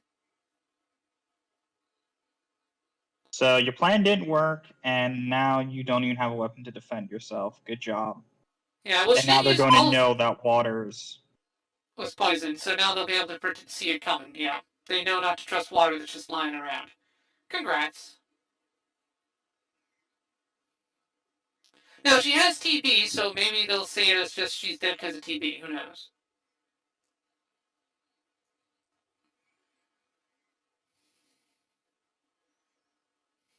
Also, what type of rat poison are they using? Most rat poison is laced with something that forces you to vomit. Yeah. Yeah, so that's unrealistic. For as good as their depiction of rabies was, that's not a very good depiction of death by rat poison. So, yeah, congrats, movie. It would make more sense if this was a poisonous chemical used in, like, you know, the combination of either cement or something like that they're using. Something you get off a wall that's just like, why do we need to lace this? Nobody would eat this. Yeah. Or drink it. Like, nobody would intake this. Yeah, now I like that moment there with Reaper running over Dill. That was cool. You know, I mean, this is a dude who has actually killed. Yeah, now his friend, the one person he was trying to protect, is dead. I like that. Yeah, that is, I failed. He is tasting failure. I like that. Even though he's killed, he still has respect for the dead and everything. Like, oh yeah, well, the guy he killed was a peacekeeper, so it was one of those guys we've seen like not tending to others, abusing the crap out of people. Like he clearly killed somebody who was abusing their authority. Now here it's like it's a very touching moment. Yeah, he's taking advantage of the downtime. He's getting things set up.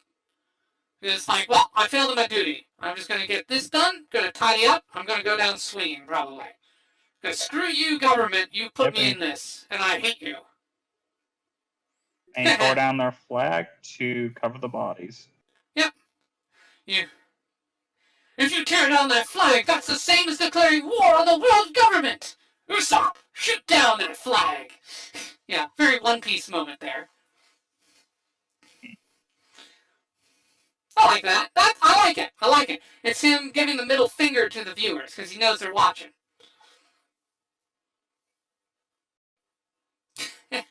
I defy you.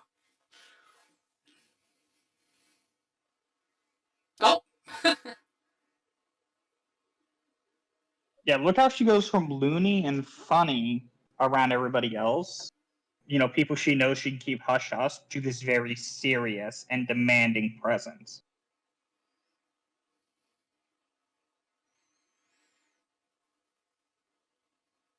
Oh, okay.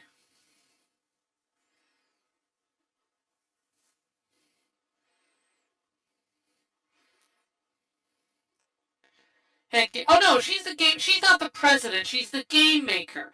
My bad. I've been saying that she's the president this whole time. No, okay. So Raven still is the president. I don't think we've seen him yet.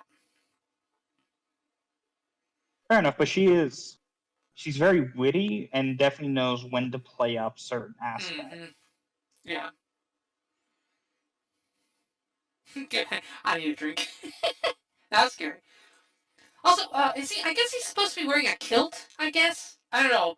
The uniform design is kind of weird.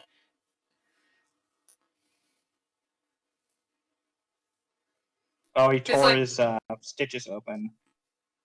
Oops. Ow. Okay, so she's the game maker. That's fine. I thought Dinklage was the game maker and she was the president, so I was off on that.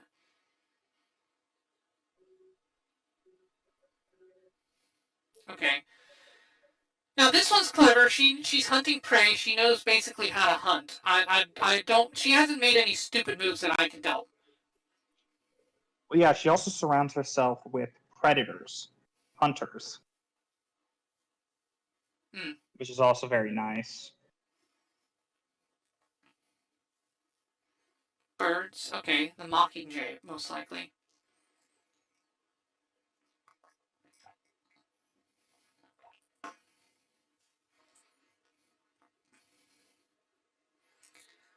No, I will say so far I'm enjoying the movie. We're about, let's see, how far are we into this? We're about halfway through the movie. I am enjoying this. This is fun. I mean, it's got some flaws, as we've been pointing out, but overall not bad. And he is doing a good job. The male lead is really helping. Jabberjays. Oh, that's right. Oh. Yeah, that's the copy. Yeah. Ah.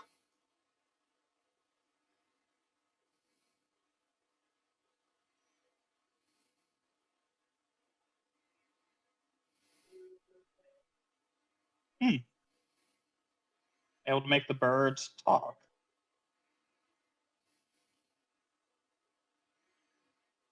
Huh. Yeah.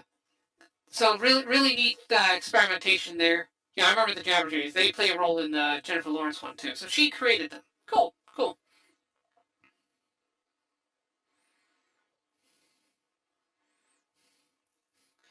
We're your friends. Yeah.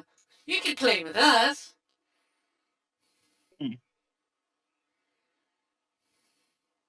So he's using it as a moment to kind of observe what's going on through forcing his stitches open.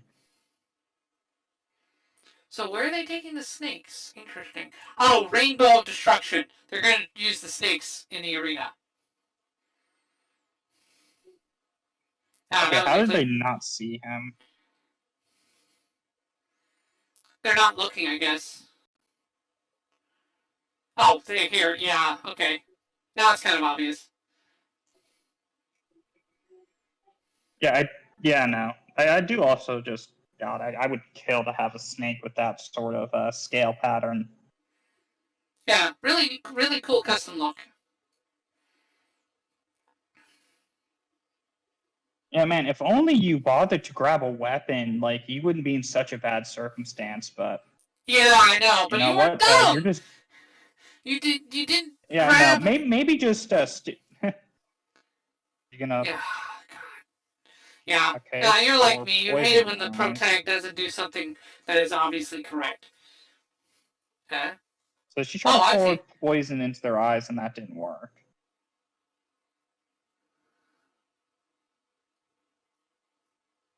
Poison in the eyes? Well, maybe it'll do something. Who knows? Huh? Oh, okay. Nope. Nope, she got him. Oh, no, okay. That did work. Okay, I'll give her that. Okay, so what's with this? Okay, this has to be the most potent rat poison in the world to be able to do that. I mean, come on. Just a little rat poison in the eyes is not fatal. Like, it'll sting a bit, and you wash it out, but it's not gonna kill you. Oops. Man, if only you had a weapon, maybe you could have fought back. Yeah. But then again, that would require you to be smart. Maybe try singing them to death. You're good at that, aren't you? Yeah. Okay. Well, we'll see what happens. Okay, yeah, there comes the snakes. Alright, now them pausing to look at what in the world. Yeah, no, but this has gone from, okay, this makes sense in this world, to, God, this is the most potent plot armor I have ever seen. Yeah, true. Yes, the plot armor is very thick. By all rights, the redhead with the trident should win here, because, yeah, she's doing a real good... honestly doing a good job. She assembled a pack, she's ruthless, she's very clearly talented. She should win, by all rights. She has the correct amount of bloodlust and talent. Yeah. Okay, so is she going to sing the snakes down? Power of song and everything? Because at this point, I'm... Well, you saw him put Lucy's handkerchief in there, so the snakes are used to her scent, so they won't attack her. Well, that doesn't necessarily mean they trust her. Yeah. Well, yeah. After So long as she doesn't take after all, she any, said they don't bite the people they trust. right, they don't bite the So people they that more than they're likely used were to. raised from. So more than likely she raised them from hatchlings, hence why they're okay with her. Not candy. Yes, it's not candy. Yes, snakes are not candy, people. Mmm. They do not So melt in your mouth or in your hand. They melt you with poison.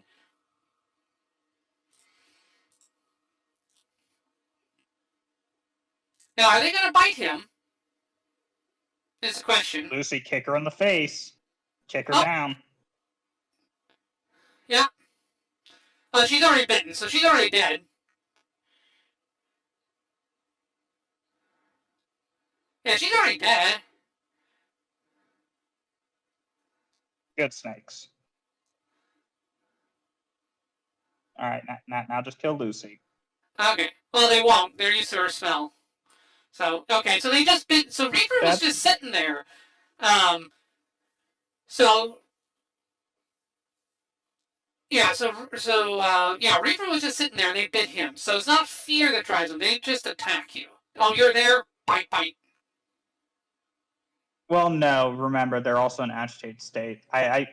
When it comes to handling snakes, I know a little bit. If you are skittish and like jerking your hand back, you will agitate them and they will bite.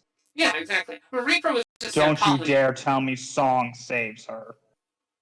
Don't you dare. No, they're used to her smell. Remember, he put the handkerchief in there, so they know how she smells. So they're like, oh, not an enemy. If they smell you in the canister, what they I think were trying to establish was that if they smell you in the canister, they think, oh, you're our friend, you're fine. They didn't do a good job establishing that. Because what's her face? His girlfriend stuck her hand in the canister and Got bit. they would have gotten her smell, but yet they attacked her. Oh no, because the papers that were in there were his, not hers. It was his smell. If he had put his hand in there, he would not have been bitten. Was what they did not. Well, the issue is they didn't confirm that. Yeah, I know it's not well established. No, so basically she's trying. So she's doing a snake charmer thing, essentially. That's what they're setting up here. Oh look, she's a snake charmer because singing. And plus her earlier connection to snakes. Remember they had that thing of like, oh no, he was just a fan of my music. Remember the snake came to me because he liked my music. So that's what they're doing here.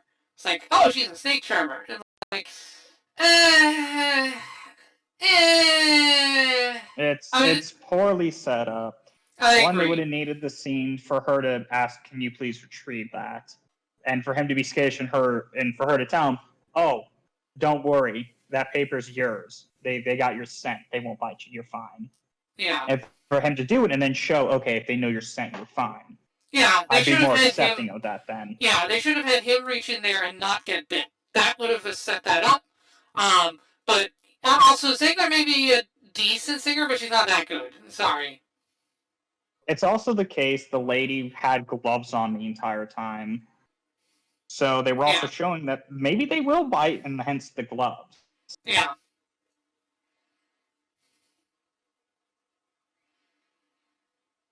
Yeah, I don't know. I liked, so the two characters I liked more, I liked Reaper. Reaper was a really cool character there, the way he was fighting to protect someone who was clearly weak. And I really liked... just looked at the movie we have left. This definitely feels like the end of the movie, or at least it should be reaching the end. Yeah. Well, we need to see Snow ascend to the presidency, because that's his status in the... Fair enough, but with all this, you can't say, like, this isn't where it should end, and then, part 2 picks up, after the events of this. Yes, this would be a good spot for it to end, and then with a part 2. Either that or continue a bit longer, but definitely it feels like the falling action. Yeah. Now, what sucks here, though, Lucy won, but while she kind of won thanks to his actions with the handkerchief there, but she didn't really win by following his advice. If anything, she almost lost because she didn't follow his advice. Like, because, the whole thing. Like, she trusted Jessup when he told her don't do that, and if she had listened to him, she wouldn't have gotten in nearly as much trouble. She would have survived just fine and not even had to worry about the snakes. There's also the issue of they show her to be like so cocky in the beginning. Like, oh, she's not scared. Like, she's coming in this with all this confidence and bravado. It's not earned. You've been around starving. Cool. So how does that equate to you, having any battle experience, any life or death, situations? And she is. It runs into the issue of with like I don't like her because the plot armor is so thick. It's unreal because she has no survival instincts. It's like watching a blonde woman in a horror movie. Yeah. Oh, I knocked the killer out and he dropped his shotgun. I better go run face first into that bear trap. That's basically the vibes I got from her character. They did nothing to... She had some intelligent moments. I give her that. She has no self-preservation. They did not bother to try to get a weapon. Did not try to defend herself. Yeah. Now, this is an important scene. The most self-preservation... Fair enough. Okay, I'll shut up for now. Yeah, we can... but yeah, we'll cover that in the review here at the end. Serve your capital as anonymous piece... Oh, okay. So you're going to be 20 years anonymous grunt in exile.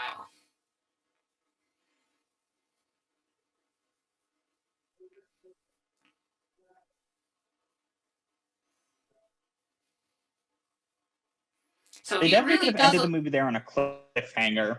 I agree. Yeah, he must not have liked the dad then, because he knew the dad, but he must have had something against the dad, and we're not sure exactly what.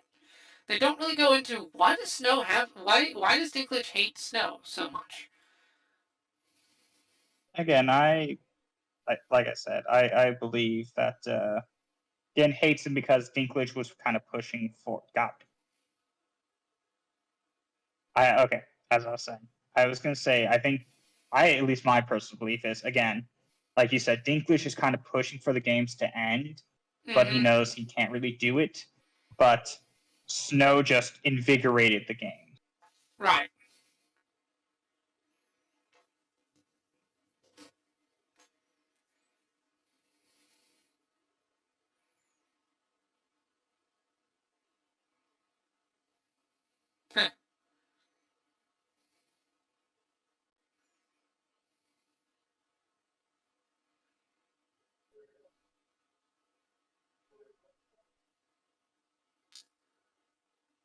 Okay, so he's also going to be a grunt. Okay, so Sejanus and Snow go out to be grunts together. It's going to be a buddy comedy. Yeah, our wacky times in the Appalachians. No, I like this. He heard Snow was going, so he wanted to take with the one guy who's given his life more direction and purpose. Instead of doing this stuff and getting yourself killed, actually use that money, use that influence, go make a difference, be smart. And his decision, like, I figured I'll go be a medic, actually go and save lives and such. Like, that follows. That's logical for his character.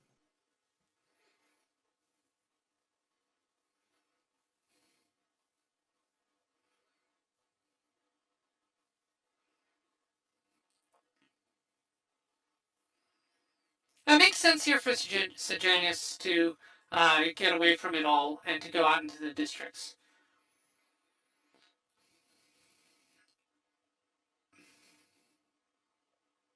So now he's going to see how the other life lives. Yep. But as a peacekeeper, a symbol of what they hate. Your true work is family. So there's some Soviet propaganda there. That's cool. Again, very heavy 1950s vibe with the Art Deco style. I like it. I like that kind of art. The communism vibe I get. One party, one government to rule it all. Mm-hmm.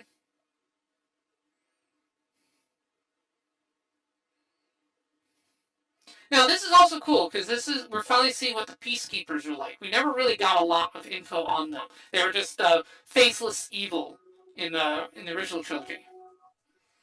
Which I will appreciate this. It definitely shows that. Now, oh wait, he looks familiar. I think that's the guy from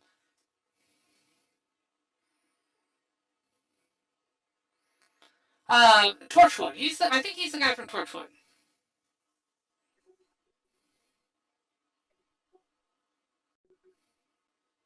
So this is how they strike fear. Okay, this is good. They're showing how they keep the Yeah. masses in check. They're showing how they do this fear. I like this. This is very okay. I'll give the movies very much props for this. Not enough like movies that are set in this sort of dystopian sort of ideal with a corrupt government ruling everything. Go enough of how like much power their military has as to why the people won't just be like, no, we won't listen to you. We're revolting. Yeah. Yeah, there's the Jabberjays.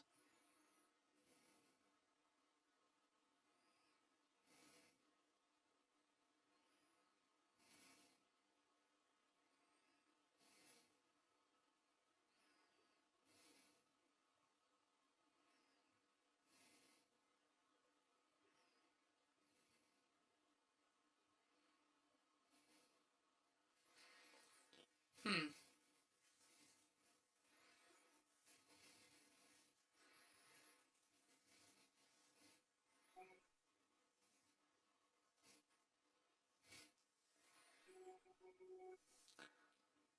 Huh.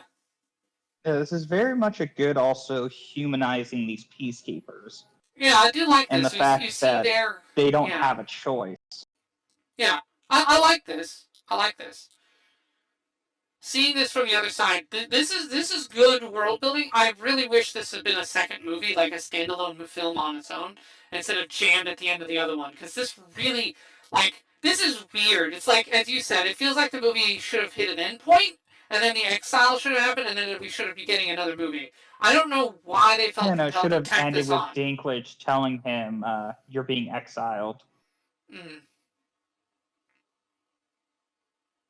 Should have ended with that and picked up here, so we're left Yeah. with that curiosity of, so what is it going to be like for him? Yeah, yeah.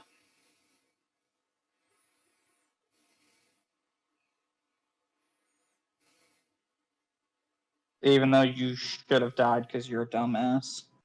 Yeah.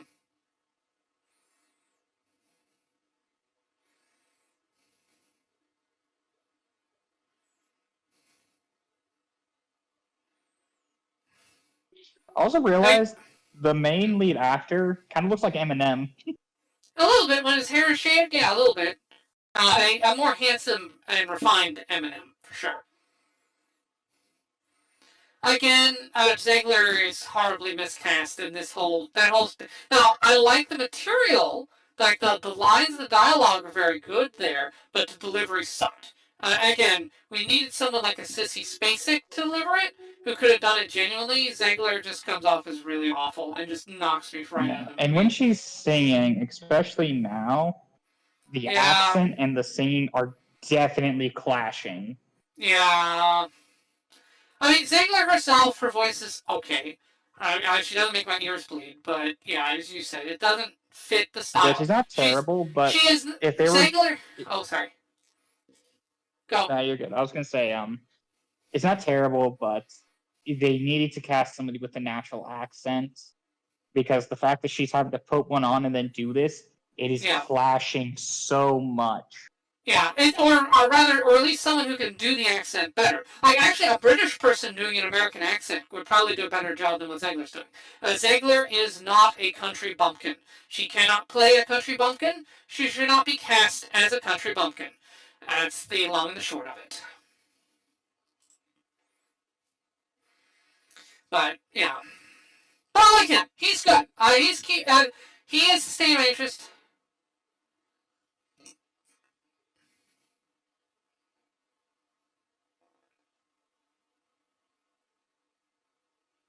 Oh, that's the one who cheated on her.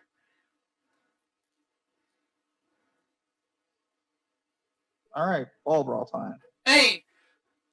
Well, that's the mayor's daughter that...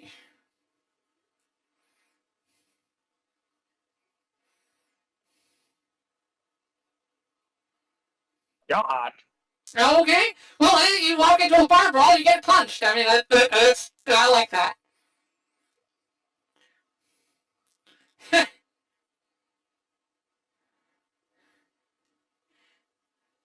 I don't Yeah, and the know. way him, it's funny. The way those two are bonded is a lot more natural and have better chemistry than him and Lucy. Yeah, Sejanus and Snow, they're bros. I like that. Sejanus, the actor Also for makes Sejanus... sense. Yeah, the actor for Go ahead. Sejanus, by the way. The actor for Sejanus here, with his haircut short, reminds me of a young Vincent D'Onofrio. So that's kind of cool. I also want, I may want to see him in other movies too. He's also not bad. But yeah, the romance But here definitely with, those. sorry. It's so forced. Yeah, these two. Yeah, no, it's terrible. It's all on Zegler's part too. I believe his character falling in love with her. I believe he sells it, but Zegler can't do romance at all. She should just don't don't do romance stuff with Zegler, please. She is very bad at it. I think Very part much of he's able to easily portray the beginning stages of loving somebody. He very much gives that, like, because they have not loved enough together, but it's like, okay, I do like you more in a more platonic, more than a platonic way. Her character just gives off the complete clueless. Yeah. Well, the problem, I think that it goes back. I mean, Zegler is a narcissist. We know that from like her interviews and stuff. It makes sense a narcissist is not good at portraying something that is fundamentally selfless, which is love. So yeah. So Zegler sucks at portraying love because in real life she has absolutely no idea what love is like because she can love no one but herself. So yeah, it definitely shows a weakness. This is why Brie Larson sucks at romance too. Same problem.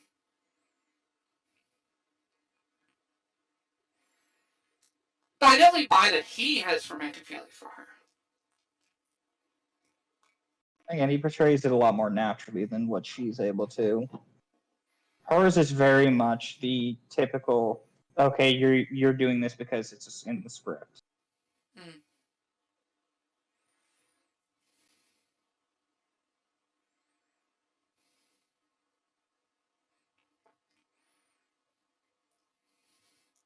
Well, you were supposed to be. I mean, you could have been a better killer if you'd been smarter. Jeez. You walked into a death game.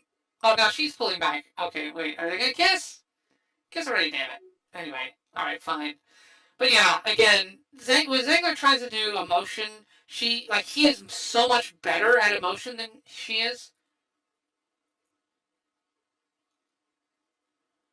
Oh, yeah.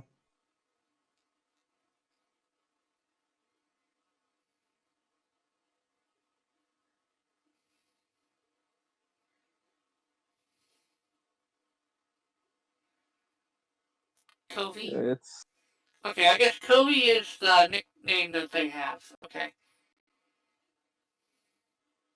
Yeah, but the way they have her act all the time, it continuously stacks like, she had plot armor. There's no way she actually survives that game in any sense. Yeah, and that's the source material. That's not Zegler's issue. That's a problem with the story itself. I agree with you. That's the biggest flaw I see in the whole movie. I just don't understand. I just don't buy her living. Like, she didn't have to come in as this born, natural, sociopathic, bloodthirsty killer, but just, again, you're in a death game. It's like going into Saw and him saying, well, you do this or die. It's like, no, I'm not going to. Nope. And then expecting to survive. Like, it's not how the game works.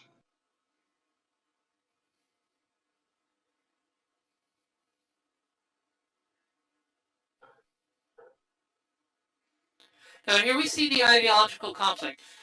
Sejanus wants to help the others. Snow is not willing to stick his neck out for them because ultimately he feels like, hey, I may think it's unfair. I may not totally agree with the methods we use to keep them in line, but ultimately they did bring it upon themselves. So we may be going too far, but them being subjugated is not itself wrong. But where Sejanus is like, no, they should stand as equals to us. Snow disagrees with that. So Sejanus has a more extra view than what Snow has. And we see the conflict over that. And also, Snow cares about himself, his own success, getting back to the capital one day, while still being able to be with Zegler here. I also think the reason why he isn't so keen on sticking his neck out, he got exiled for sticking his neck out. Right. He did all of this, just to get put on the chopping board and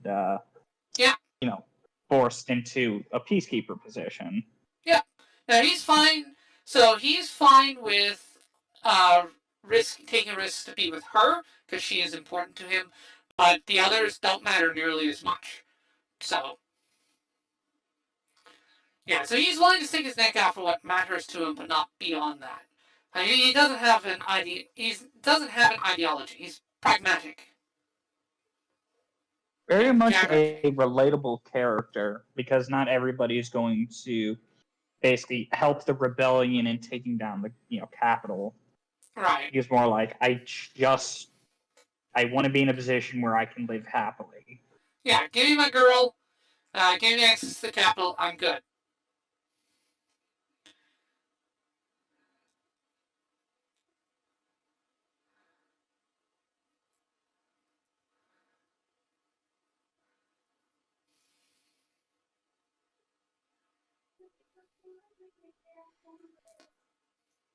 Now, I'm fairly certain here that Lucy Gray is going to die. I just don't know how.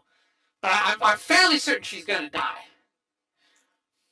There's a lot of death flags around her. And I'm okay with her dying. The problem is, if she dies, I'm not going to feel nearly as bad as the movie wants me to. Because her character is the single worst thing in the movie so far. Yeah, her character, to me, hasn't earned any of this. Yeah. Now, I would probably like her more if she wasn't so horribly miscast. Again, we need a Sissy Spacek in this, or heck, a Jane Fonda, but Zegler is not on their caliber. Definitely should have been better cast, and I say they should have rewrote the arena with her. Yeah, to shown her actively trying to fight back, but due to lack of combat skills, being outmatched and having to use wit over brawn. Yeah, that would have been better. Or she is able to just out-hide them. She chooses not to fight, let them pick each other off, and just hides. Maybe antagonizes from a distance to split them up. Something like that instead of she goes and hides. Well, now they're killing each other. Oh, she got rat poison poured in their eyes, and it for some reason it's the most potent shit in the world. Yeah, I know. The rat poison depiction was just so bad. That was so bad. The drinking it of the one girl I could understand because she was already very weak. It's like, okay, she's very weak. She's gonna keel over any minute. Logically, poison's gonna be the thing that tips it over. Understandable. Yeah, that was fun. Pouring it into just somebody's eyes and them just and not even frothing at the mouth, nothing but just. Yeah, I'm dead now.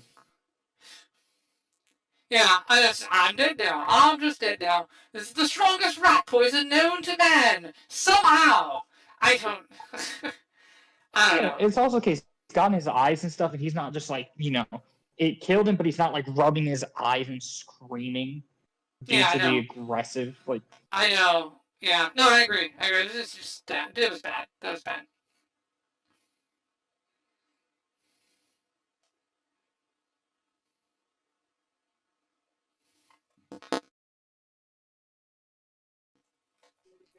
General Crassus Snow. Oh, he's a general. Okay, yeah, that is the guy from Torchwood. Okay.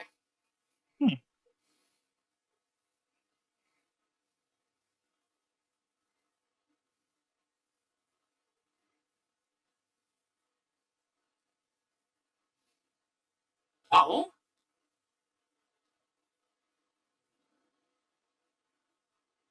Wow, he's doing him a solid. Okay, that's unexpected. Well, the girl he loves is... I think he kind of I think he understands things that are going on with him. I think the general's coming from a place of understanding. Also, he's been a loyal soldier. Yeah, well, because he says, you're General Crassus Snow's son. Okay, so possible he respects the dead. It's like, hey, I'm going to do the thing I can in honor of your father. I respect your dad. Boom. It's like, oh, you have, political intrigue in the district? Ah, well, screw those guys. I'm going to officer track you. That'll show them. And so, it shows us, like, how did he end up stuck in District 12? Well, there you go. He's doing what he can to stick somebody in the craw. That's nice. But not only that, he does say, how'd you get here? I made an enemy, and I made a career off ruining my enemy's plans. I like that. Yeah, I like that. No, that could be, it's interesting. I like it. Yeah. It gives that one officer who's like a minor character, it gives him some very, very nice characterization there. I really like that moment. Very good moment. They do are very good at characterizing all the other characters. It's just Lucy. Yeah. God.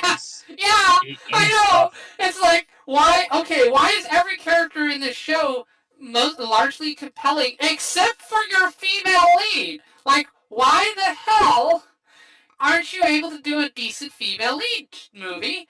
I don't know. It's so annoying. Oh well. It was also the case, everybody else, there's at least the characters somewhat clash on certain ideals they actually hold. Hence why him and his bro clash a lot, but that's very much there is a friendship between them, but their ideals clash and they, have those clashes.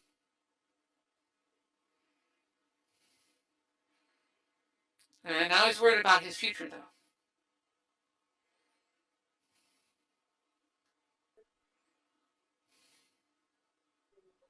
Oh, getting out of District 12 for good. Okay, so now we're going to hear the rumors about District 13.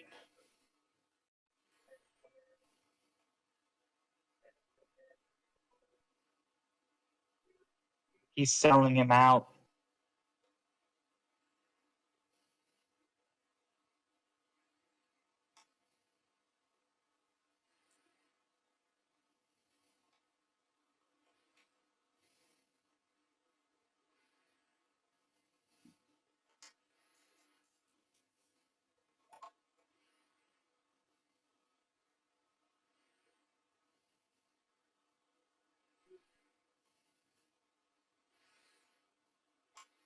Yeah, so this is an important character moment for Snow.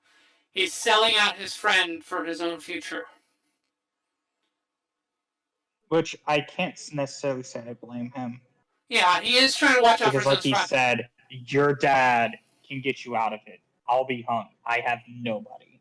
Yep. And he has his cousin and his grandmom to worry about. He has family. So if he gets hung, they're screwed.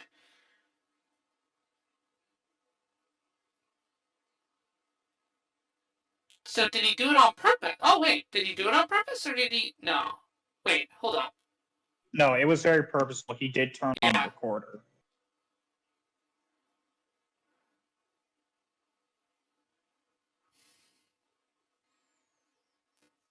Alright, what do you do? Okay.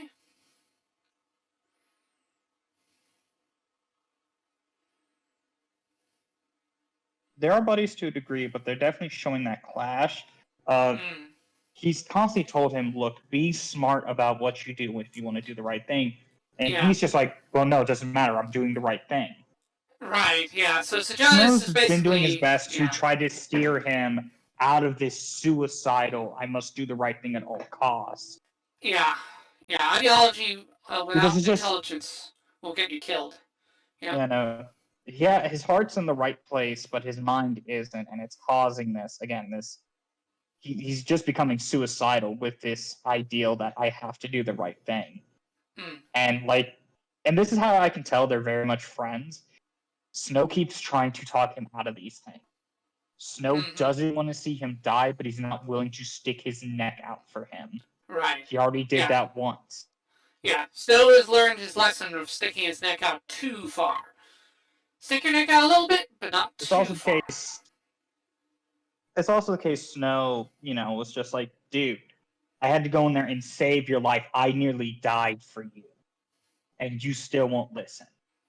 Mm-hmm. You were shown doing these things. We'll get you killed. Yeah. And you still, like... Yep. I see where Snow's going with it, because it's just like, you're helpless. Yep. If a near-death experience and you nearly watching me get killed didn't, show you that I at least know somewhat about what I'm talking about, Yeah. then I at least have to save my own skin. God, it is so good how they've done this. At least it makes sense to this me. part. Yeah, no, I agree with you. No, this dynamic is very good. Well, good. I mean, most I would say is Sejanus is dumb. I don't like Sejanus' stupidity, but people like him to exist. So it's consistent. His character is consistent. He's consistently dumb. Um,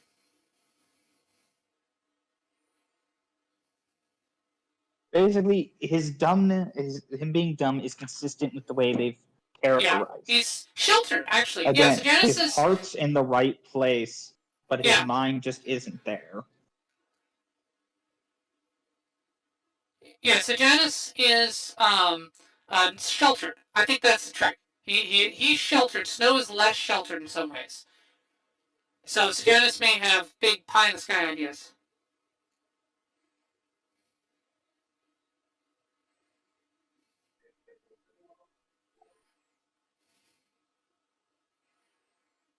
And of course, he's doing what he needs to guarantee that they don't die.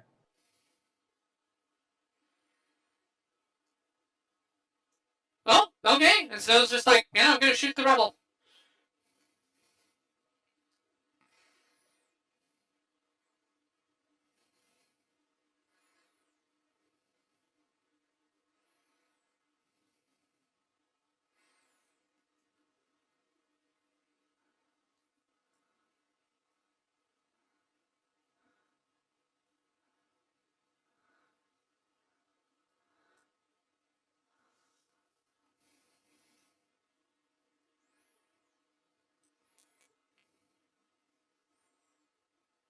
I mean, they were rebels.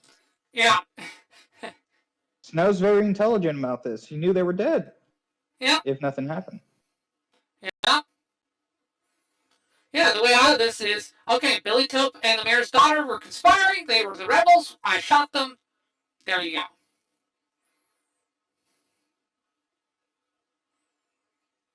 Yeah, good. Yeah, yeah. Yeah, he's right Either on that, this. or some rebels came through and killed them. Mm-hmm. Yeah, he's sheltered. Sejanus, okay. Sejanus, the character is, he's the sheltered ideologue. Okay. And look, this is also look how much Snow is trying to protect him. Yeah. Not only for his own skin, because he could just claim, "Hey, he was a rebel." You've heard how much he hated those games. He could help set those charges. Mm-hmm.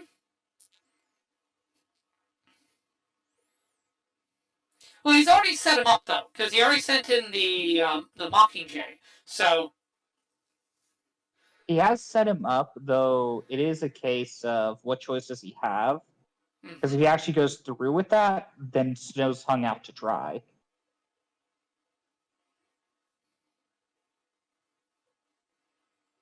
yeah. Okay. So they do have basic forensic stuff.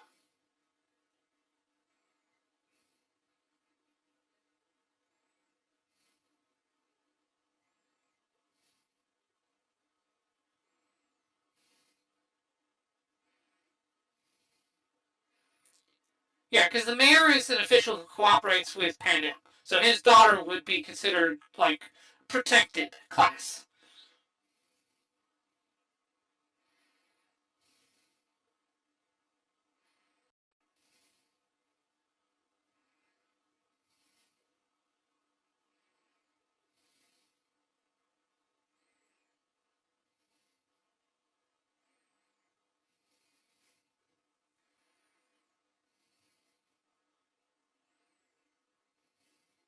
Hmm.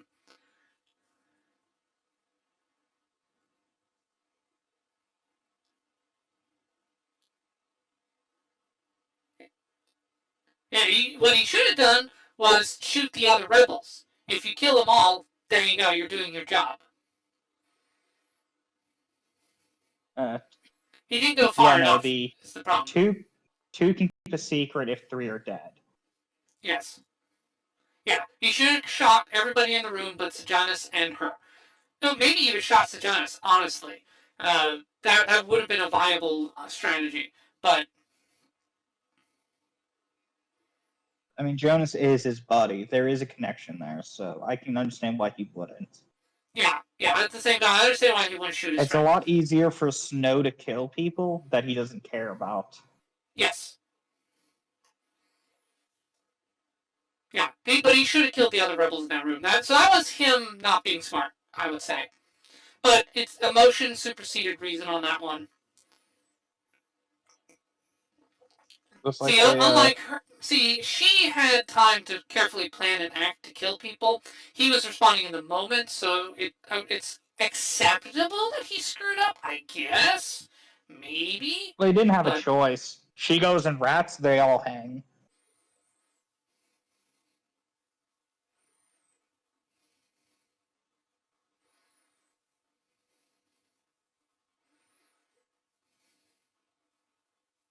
Uh-oh. The other one?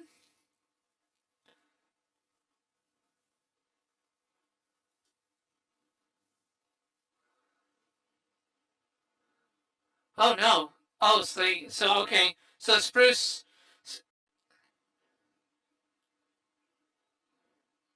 So he wasn't able to have his dad pay out? Okay. He thought the dad would just get him out. Okay.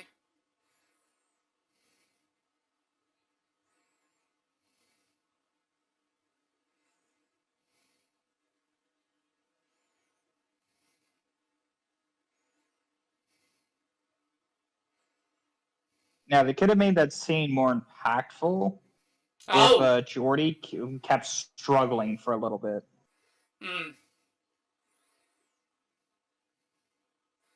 He got his best friend killed. You know what? The Jabberjaw? Never mind. That was good.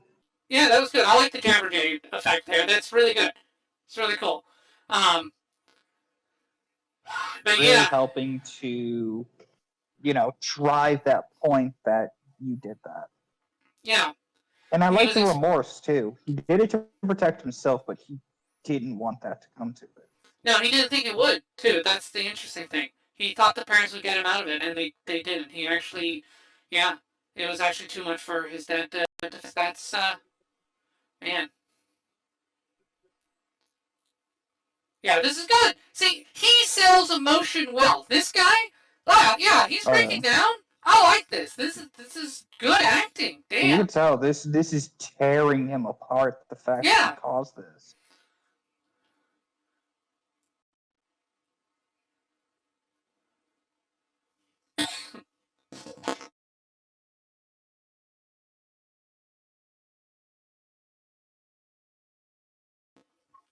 Excuse me.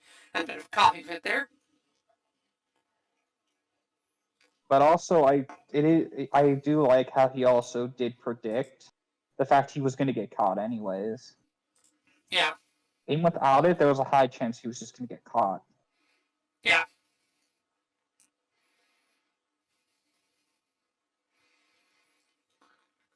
Oh, this is nice. Okay, so we get the origin of the song of the Hanging Tree.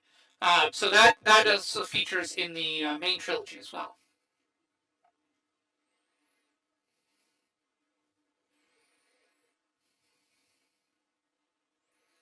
And Snow went on to have a successful rap career under the alias Eminem. Yeah, see, he took on the new identity of Stan.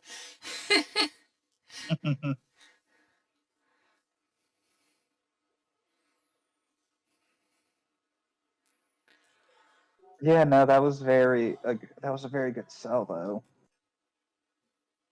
Because I get where his motivations lied in every action he's done.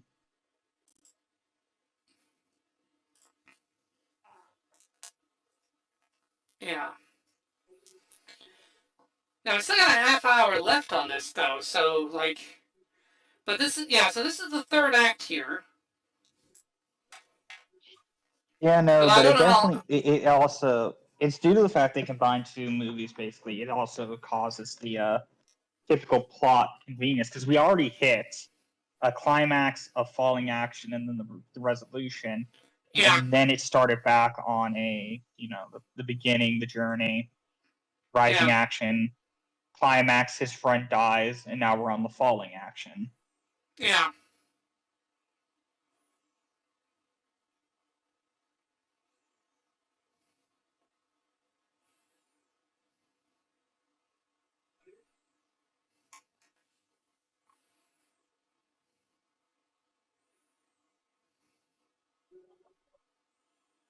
Sejanus. Yeah.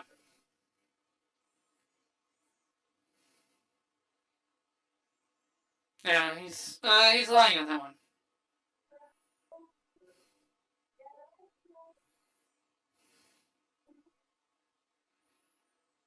Yeah, he's okay. So he counts Sejanus as one of his victims. Makes sense.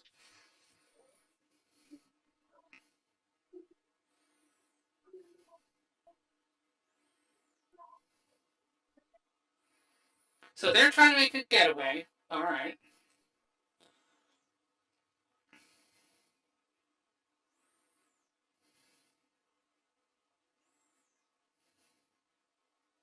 Yeah, fishing in the rain doesn't sound like fun though.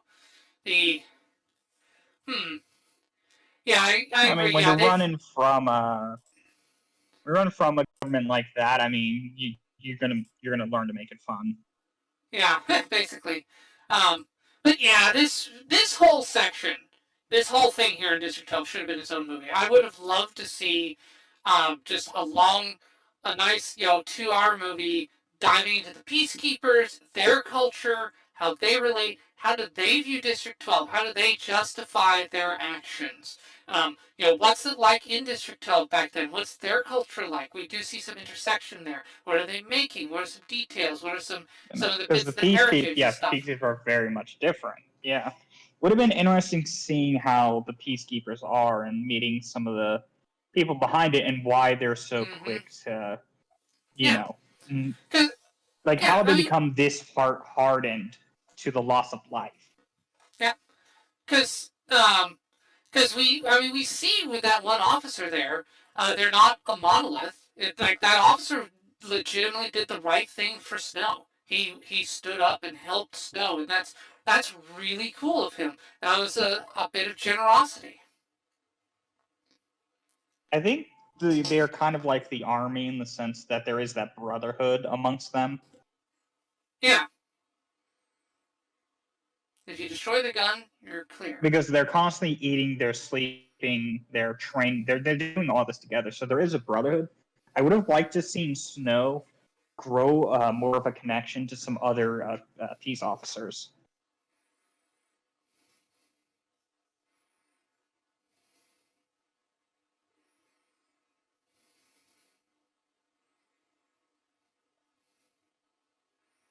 She's gonna sell him out.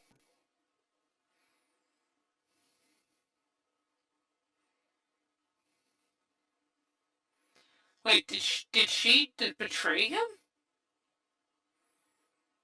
She's going. Yeah, no, because he's catching her on those lies. She's going to.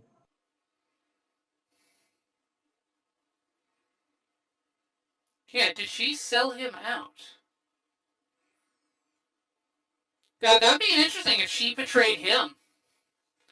But why would she? Which is an interesting, like, I mean, she has nothing to Like, gain from selling him it's out. the fair enough. But what if she knows of what he did?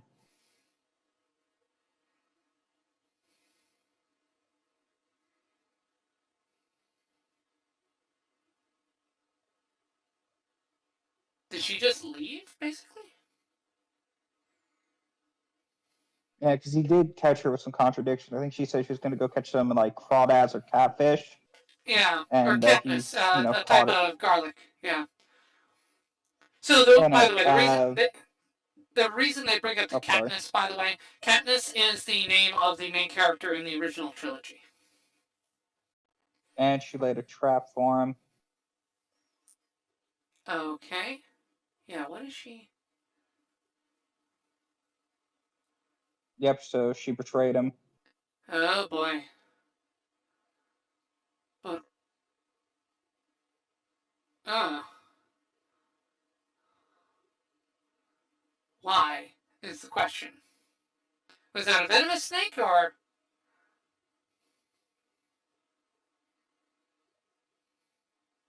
Well, he's got to cut.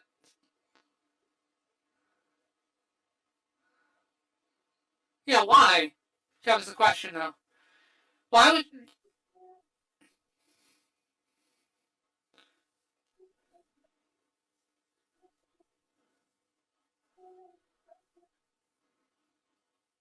Yeah, it would be okay. Yeah, why is she betraying him? I mean, it's not completely implausible, I guess. I mean, she just watched him kill a couple people. Maybe she's worried that she's next. Maybe maybe she's The worried issue that is he's active. He's actively done all this for her. Yeah, yeah, he has, but there might be a legitimate concern on her part that he will silence her, that she's next on the list to get shut up. She might be reminded that, hey, this guy's from the capital. Who knows what he's willing to do to get back into the capital? Does she is she the type who would trust that the power of love conquers all, or is she the type to think that no, The his issue desire for material being, gain would lead her to betray if him? they had put some years and stuff behind this, but you also got to think about this. How much did he stick his neck out when he was in the capital for her? True. How many rules did he bend to try to make sure Yeah. she survived? Yeah. Yeah. No, I agree. So I don't know. I don't know. The problem is she's not characterized well enough because Zegler is not able to emote properly. So we actually can't even say that we saw like little things like the body language and stuff that would indicate this turn. If that being the Because case, that turn was coming due to how blatant that was. I'm kind of hoping he shot her in the head. heh, Because all honesty, I've been rooting for Snow here. yeah, he legitimately acted in her best interests, very honestly in her best interests, and so for her to set him up for betrayal like that. Now, unless Also, for her maybe he's suddenly being able to go around and kill and shit, I'm not buying it. yeah, no, it's also entirely possible that he's misreading it, that his paranoia is setting in, and that like she dropped it by accident, was looking for it, Snake climbed in there, it wasn't actually a trap. That it wasn't on purpose. Fair He's enough, literally but the misreading it earlier as line intentional. she gave, again, Yeah. I think this case is paranoia is warranted. She lied. Yeah. She No, I agree. contradicted herself very quickly to get away from him. Yeah. Which now could that be the case of he's just seeing it that way, like he's an unreliable narrator, that this is all in his head? That's also possible. Now that would be a fun twist if basically, yeah, his paranoia is driving this, but it's not real. It's just in his head. And like the guilt and so on from killing his best friend is now, you know, making him a little unbalanced. So he's seeing things that shouldn't be there. But we'll see. We'll see. Be interesting. Yeah, no, but she suddenly is like able to fight him and kill him. I'm gonna call bullshit. Yeah. She didn't bother fighting back in the arena. Ain't no way she fight back now. Mm-hmm.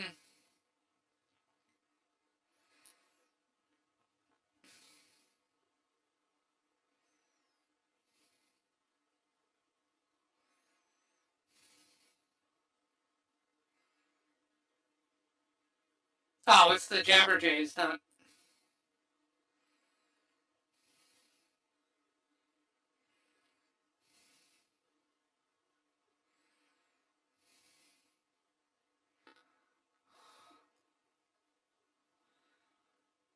Hmm.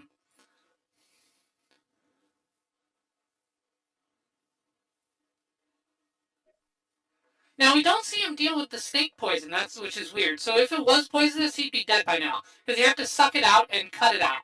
But so he better really hope that snake's not poisonous because otherwise he did not deal with it in time properly. So. By Well, I mean, looks of it, not. it wasn't. Yeah, I mean, to be fair, most snakes are not venomous. I keep saying poisonous. Venomous is the proper term, but you know what I mean. And most snakes don't Oh yeah. poison you when they bite you. Yeah.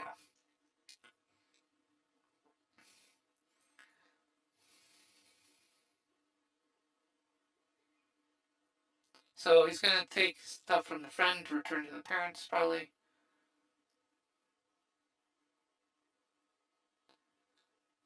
Were those vials of anti-venom? It's something. Well, I mean, looks like alcohol or something like that. It looks similar to Oh, what. he returned. Yeah. So Well, Lucy abandoned him. It looks like Lucy Gray just ran off. It looks like she may have just simply run off to District 13 and abandoned him. So he did survive, and yeah, I think he did get treated for it in time. Change of plan. Okay. So he's going somewhere, but he's not going to District 2.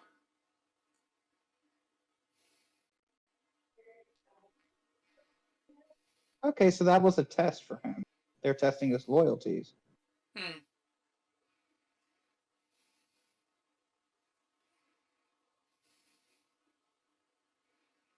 Oh, okay. So the punishment was her idea.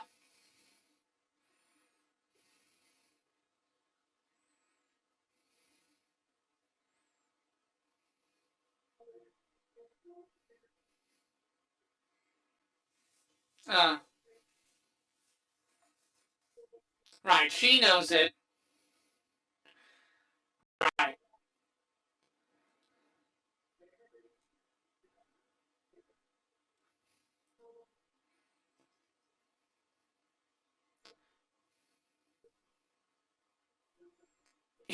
Yeah. Stabbing his friend in the back on the plinth.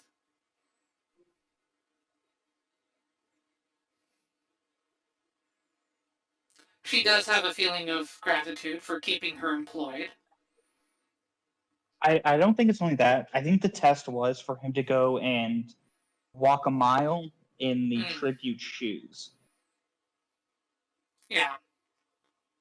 Yeah. It was see like would he run off with the girl?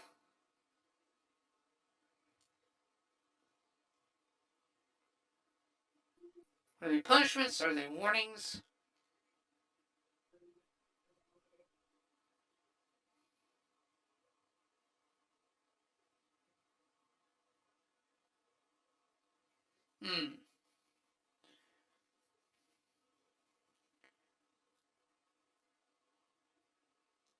Yeah, Lord of the Flies. She basically broke him down to see how she sees things.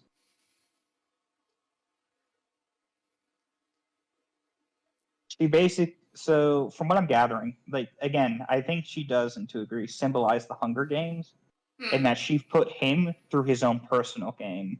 Yeah, that was basically see it. if he would emerge a victor. Yeah, what we saw in District 12 was him going through essentially a game that she designed. Ooh, I like that little case there. That's really cool. I want that. Ooh, I like that. And now his family has a place to live, which is much nicer than where they were.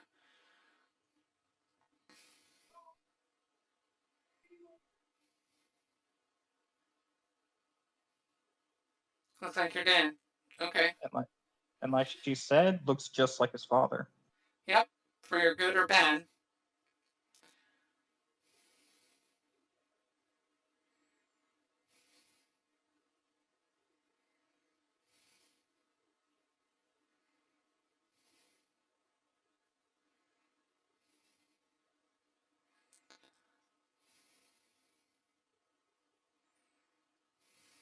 Yeah, so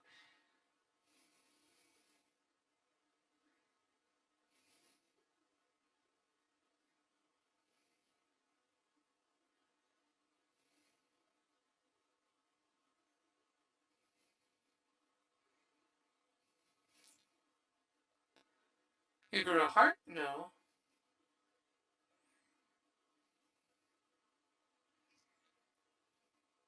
Oh, so his dad. Okay. Helped with the Hunger Games. Oh, okay. That's why Dinklage doesn't like him. Because It he reminds didn't him of mean it his to be dad. serious. Yeah. He didn't mean it to be serious. And your dad was like, yeah, he took my joke seriously. Why? What monster does that? Uh,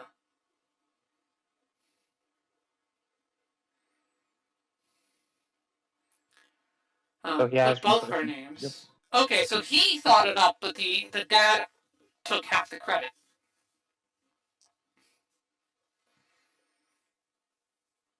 Okay, so pretty much what we suspected. Nice, okay, and this has been very well established in the movie. Yeah, nice, very nice.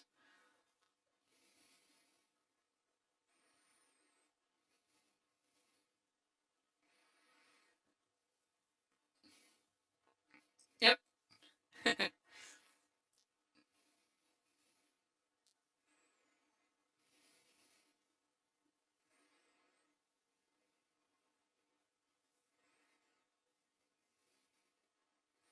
Yep, true.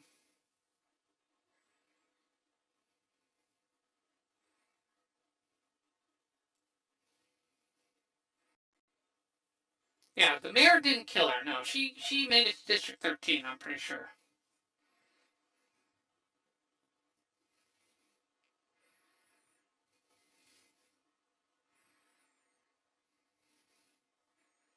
Hmm.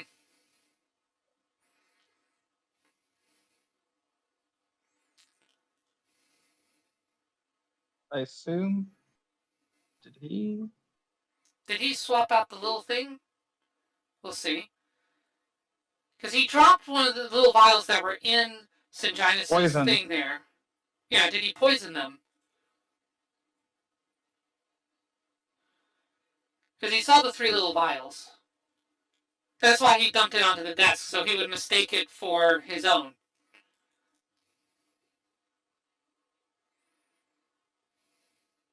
I don't mind the poison doing that because poisons can cause that. Yeah. Yeah, see, this is fine. This is fine. Yeah, no, there are poisons that do that. That's fine. It's the That was rat also poison. meant to be a lot more theatrical. Yeah, the rat poison doing it. Like, they specifically tell us it's rat poison. I'm like, no, rat poison doesn't act like that. Rat poison is a nerve agent. It has rules, and you broke the rules. But that kind of poison, that's fine. That's fine. There's plenty of ingested poisons that will do that. Totally fine. Could be cyanide, for example. Totally fine. That was good.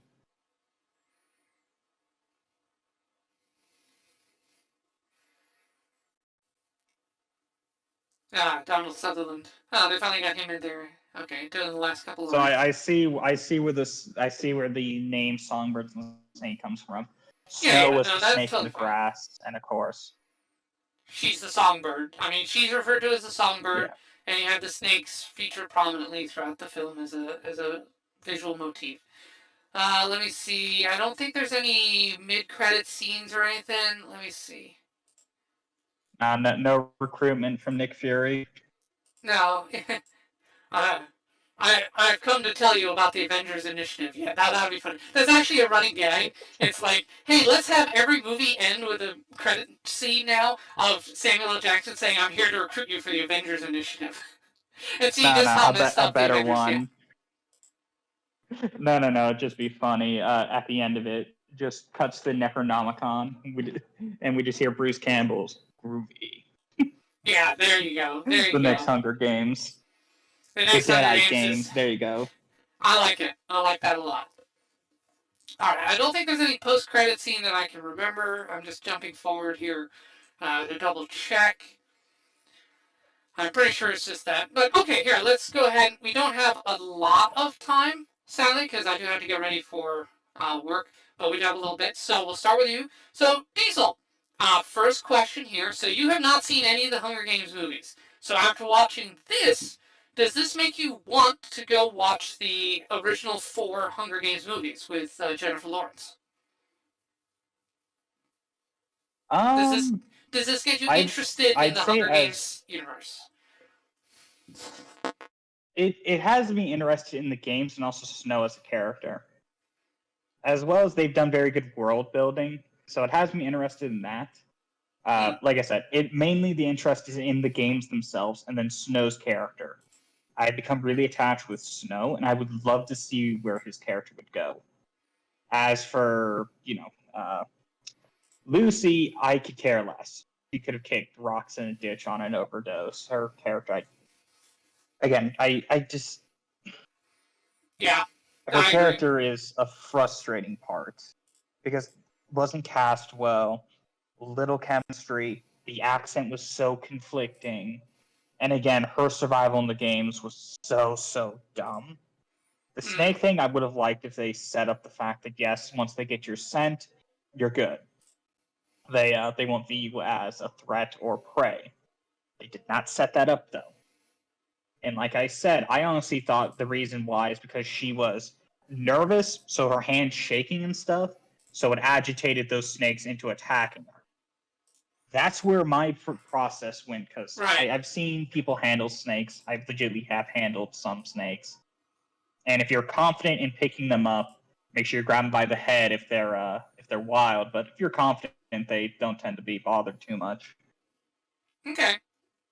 Yeah, no, I agree. Yes. Yeah. Her character Lucy just drug this down a bit. If it wasn't for the way they've done every character, and there was nuances in the dialogue, their actions, where you could pick up their motives before they, it gave more broad, like kind of telling some of their motives. How basically everything usually fell into character with them, or I could at least be like, okay, his character kind of been set up like this. I completely understand his decisions in me. Again, Lucy was that one character, and again, because she's one of the leads, she's on screen so much, that just drug this down for me. Like, it's not terrible. If she wasn't in it, great movie. I would not mind watching this with some buddies. But her, it kind of just tore down, because obviously throughout this, I'm actively criticizing her character the entire fucking time. Yeah. Yeah. No, I agree. Any other thoughts before I launch in? No, I pretty well got all my talking points out the way. Like I said, very good movie. Okay. And they did what they could with their screen times. Again, definitely should have been a two-parter where we could have got some more in-depth lore on the Peacekeepers and more of the politics behind that sort of thing. But in the small parts we did see, they seem to be very, tightly knitted to a degree, where they're not actively trying to screw each other over. Yeah. Okay. So let's see. So my assessment, I agree with you. Did I like the movie overall? Yes. I'm glad. Do I feel like I wasted 2.5 hours of my time? No. I enjoyed the movie. I liked it. Is it as good as the other Hunger Games movies? I don't know. I honestly would probably have to go back and rewatch the first 4, and we might. Probably not anytime soon, because we have a lot of movies that I want to see instead. Currently, so we're probably not going to get to the other Hunger Games movies anytime soon. But having watched this one, you know what? I think it's worth going back and watching those with you since you haven't seen them. You may enjoy them. Be really interesting. But yeah, since you like Snow's character, that will also help you enjoy, I think, the other 4 better. So yeah, I agree with you. Overall, good movie. Snow's character, very brilliantly acted. Great acting there. The acting all around was good except for Zegler. The Lucy's character was abysmal on 2 fronts, and I agree with your assessment. Zegler was bad at acting, complete miscast, should not have been in the role at all. If a better actor had been in there and had been doing more with what was there, it would have been more forgivable. However, to be fair, the primary problem with the character is, plot armor, the choices the character makes kind of suck. Like, we're used to decisions of Katniss, who is willing to kill to survive, and to have this one who doesn't want to kill to survive. She's just so much weaker than Katniss was. It's a downgrade of our female lead. And it really shows, and it's very frustrating, because it's like, if you're not willing to kill to survive when you're in a death game, do you even deserve to live through it? No. Like, you're in a death game. You have been told this. You've been stressed to you that you are going to, it's kill or be killed. And she just doesn't, and she gets rewarded for that, and it's stupid.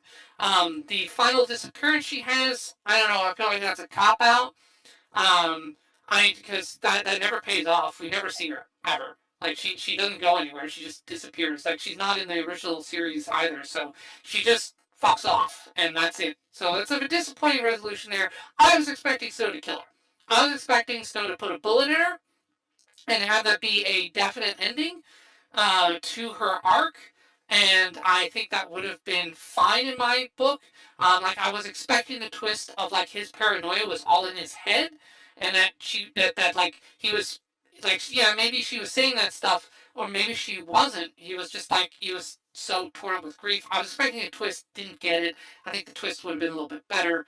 Again, that's the source material, I not think the it movie. honestly would have been better if he had killed her, because she Mhm. was the one last thing keeping him from just fully embracing the capital.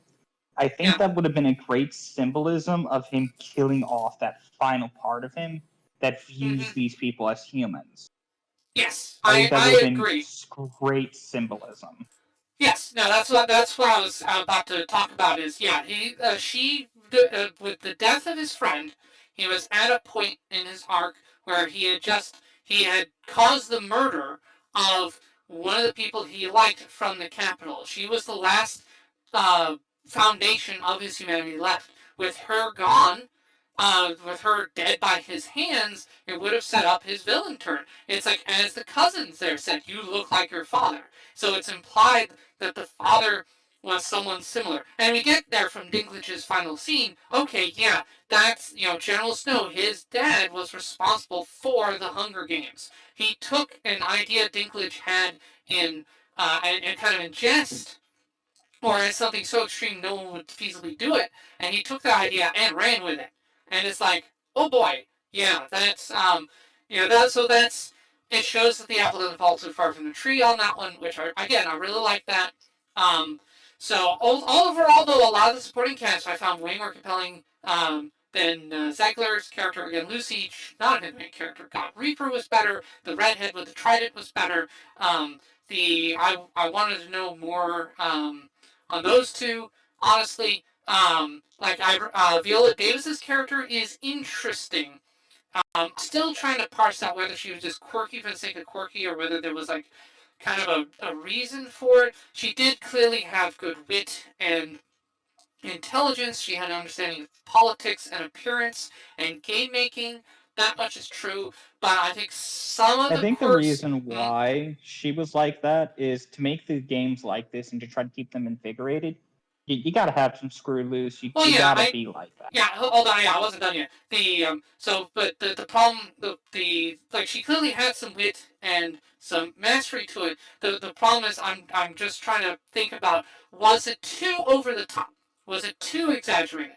Was Viola Davis overdoing it in her portrayal a little bit? And I think so. I think you could probably um, reasonably say as a criticism that they needed to tone it down a little bit, just to be a little more plausible in this world, that someone like this would be allowed that kind of power, as opposed to what we see. But I will say that is a small criticism. It's not a big criticism. Zegler's a big criticism. Like, again, the entire character of Lucy and the acting of Lucy, and we should separate the two. The character of Lucy is badly written. That's the source material. The portrayal and acting of Lucy is also bad. That's on Zegler. She did a bad job. She's not a good actress in this Also, movie, the and she brought and because she did a bad job with her performance, it makes the bad material stand out more. It's the opposite of what you want. A good actress could have maybe made something out of the material. If you'd had someone in there who could properly emote, who could properly convey body language, who could properly convey, especially in that last hour where the bond between her and Snow is almost like the main focus of the whole freaking thing. You really needed someone with way better acting chops than what we had, especially given that, like, Snow's actor is doing a very, very good and powerful job. And so her deficiencies as an actress really stand out in contrast with him. But like Synginus was fascinating. I think at first I was frustrated with him, but then like, oh no, he's sheltered. He's a sheltered ideologue. Okay, once that dawned on me, it kind of clicked into place. I'm like, okay, no, this is fine. It actually makes sense now why he's acting that dumb. Okay, he's sheltered. Yeah, he doesn't know any better. Snow is more worldly. We have that established through the poverty. Because Snow is poor. Synginus is rich. He is sheltered. He doesn't know what real poverty and murder is like. Snow is much closer to that world than Synginus was. And that explains the difference in their actions. Snow knows that Synginus is going to a place that he is not equipped for, and it turns out he isn't. And then he gets in over his head and he dies. And Snow's like, hey, I warned you, but his role in killing his friend gets to him. It's a shot because he's still human. So yeah, so let's see. I'm trying to think. Was there anything? Dinklage was great. I absolutely loved his character. I love that we both were able to pick up on his hatred of the games very early before the reveal, and it is conveyed really brilliantly through Dinklage's acting. Dinklage is emoting as he's delivering these lines. Because the lines he's delivering aren't necessarily implying he hates the games. It's the way he delivers them, it's the emotion he's conveying, and how he does it that clued us in. And that was really good. That is what good acting can do with material, is lay that foundation. So Dinklage's acting is essentially what we needed from Lucy, especially in that last hour. And it really would have helped. As is, we're just left with like, what happened to Lucy? Where'd she go? I don't know. I have no indicators of why. I don't even know why she betrayed Snow in the end.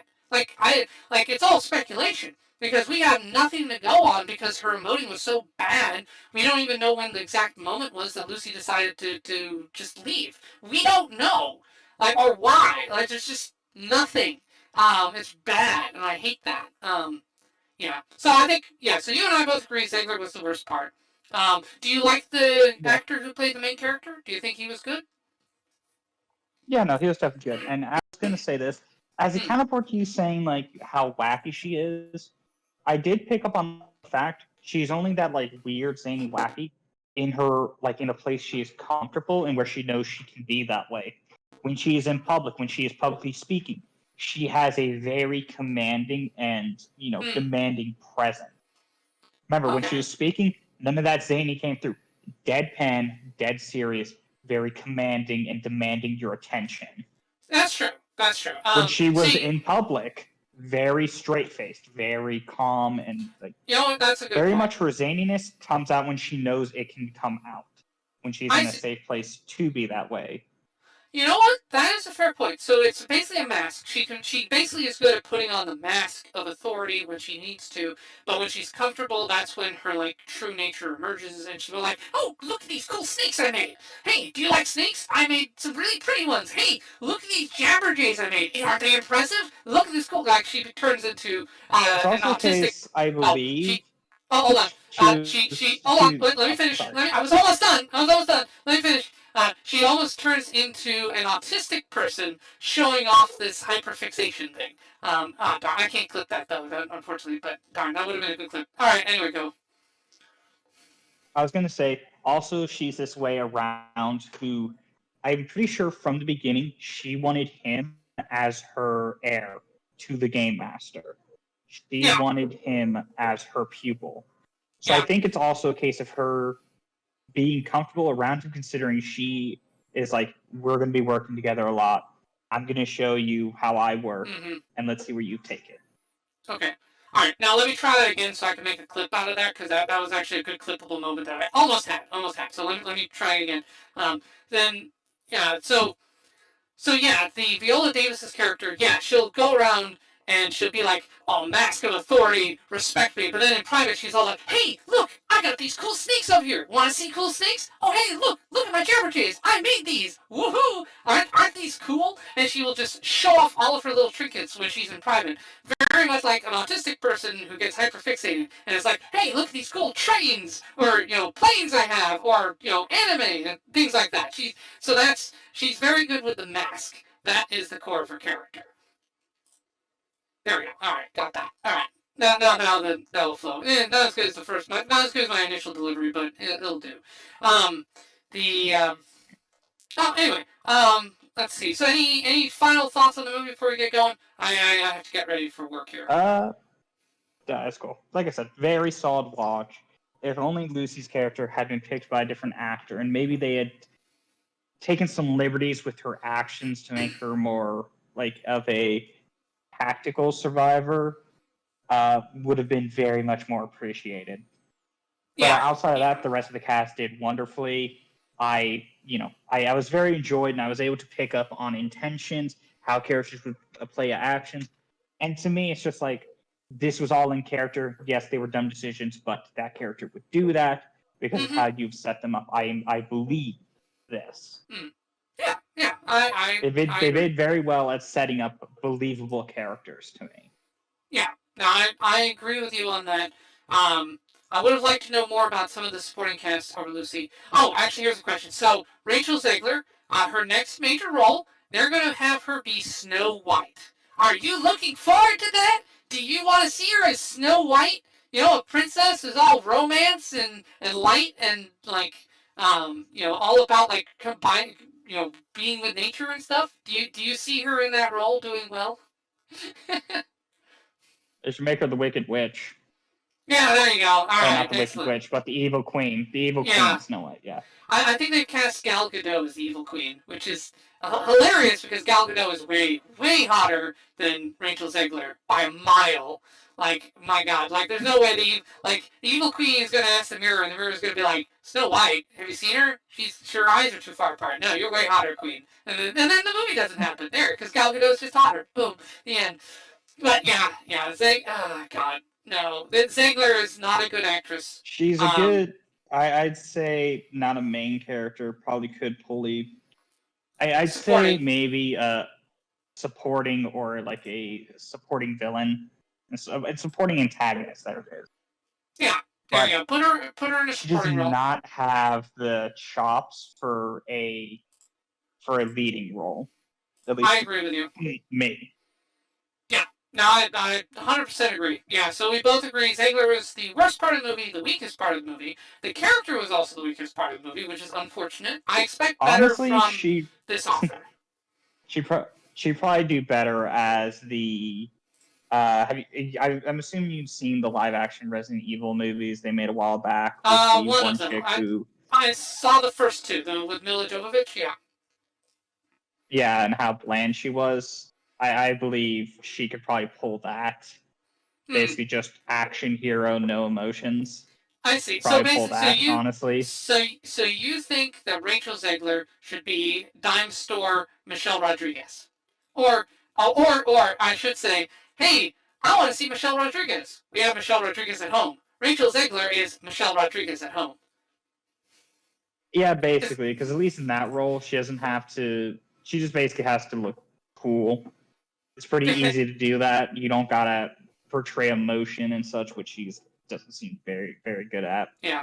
Okay. Yeah, so hey, all right. We have determined Zegler's best role, which is mindless action chick with no expectation of actually acting, just standing there and with like a permanent frown or something like that.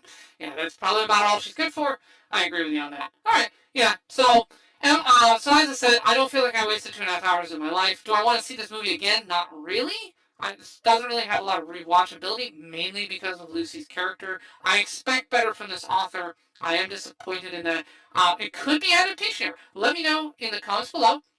Was this an adaptation error on the movie's part? Was Lucy in the book much more competent and we didn't see it? I'm totally willing to believe that. If so, I will thoroughly believe that the book is superior. Let us know in the comments below. What did you think of the movie? Did you like the leading man? Did you like Zegler? God, no, I hope not. Do you wish they split this into 2 movies, like we've been saying earlier? Yeah, let me know. And, tune in. We do Byte Club Cinema Tuesdays, regularly, sometimes on the weekends here, like Saturdays and Sundays. I'm hoping maybe we'll do something tomorrow with Sage. Maybe we'll be able to join us tomorrow. We'll see.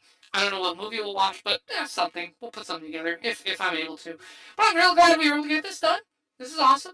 But yeah, if you're watching this on the VOD, check me out live, join the chat. Many thanks to Sniper and Chris and Navda for stopping by and posting comments. But yeah, that is it for the movie adaptation of Don't Starve, The Hunger Games. This is Dominic Bytes signing out. When next we meet, may your robot body be fully charged. Also, hi, Dominic! Hey, Dominic Bytes. Welcome. Welcome on by. Yes, welcome to the stream, Dominic Bytes. Hopefully everything works out for you, buddy. Welcome to stream, Dominic! Hi, Dominic. Dominic says, hey, yo, Dominic, how's your day going? Glad you can make it. Hello, Dominic. Dominic Bytes. What's up, Dominic? Welcome in, welcome back to the lab. How are you doing today? How are you doing, Dominic? How's your day been, bro? You doing good? Hello, Dominic. Hello, darling. How you doing, darling? So, hello, Dominic. How are you doing? Welcome in. Hello, Dominic. Dominic! Hello, Dominic. I hope you're doing good today. Dominic, hello. Hello, Dominic Bytes. Hi. Hello, Dominic. How you doing? How's it going, Dominic? Welcome in. Mwah. Hello, Dominic. How are you? How are you doing? Welcome in. Hey, Dom. So good to see you. Hi. Hi, Dominic. Hi, sweetie. It's good to see you. Hi, Dominic. How you doing? Hi, Dominic. How are you? Lovely to see you. Hi, Dominic. What's up? Hi, Dominic. Hi, Dominic Bytes. Hi, Dominic. How you doing? Hi, Dominic. Hi, Dominic. Dominic, hello. Hello, Dominic Bytes. Hello. Dominic Bytes, hello. Hey, Dominic. How you doing? Dominic, thank you. Can you stop slamming shit? Hey, Dominic. Dominic Bytes. How's it going? Wee! Hello, Dominic Bytes. Hello. What's up, Dominic? How are you, man? Hey there, hello, Dominic. How you doing, darling? Welcome, yeah? Dominic Bytes, you productive little devil. Dominic Bytes. Oh, it's you. How's it going, y'all? If you haven't already, definitely go check out Dominic Bytes, a super cool and lovely streamer. They're super cool. Very like synthwave, futury vibes. They do like a Byte Club cinema stream. They're an absolute vibe. Love them. Definitely go give them a check out. Go check them out. Go give them your love.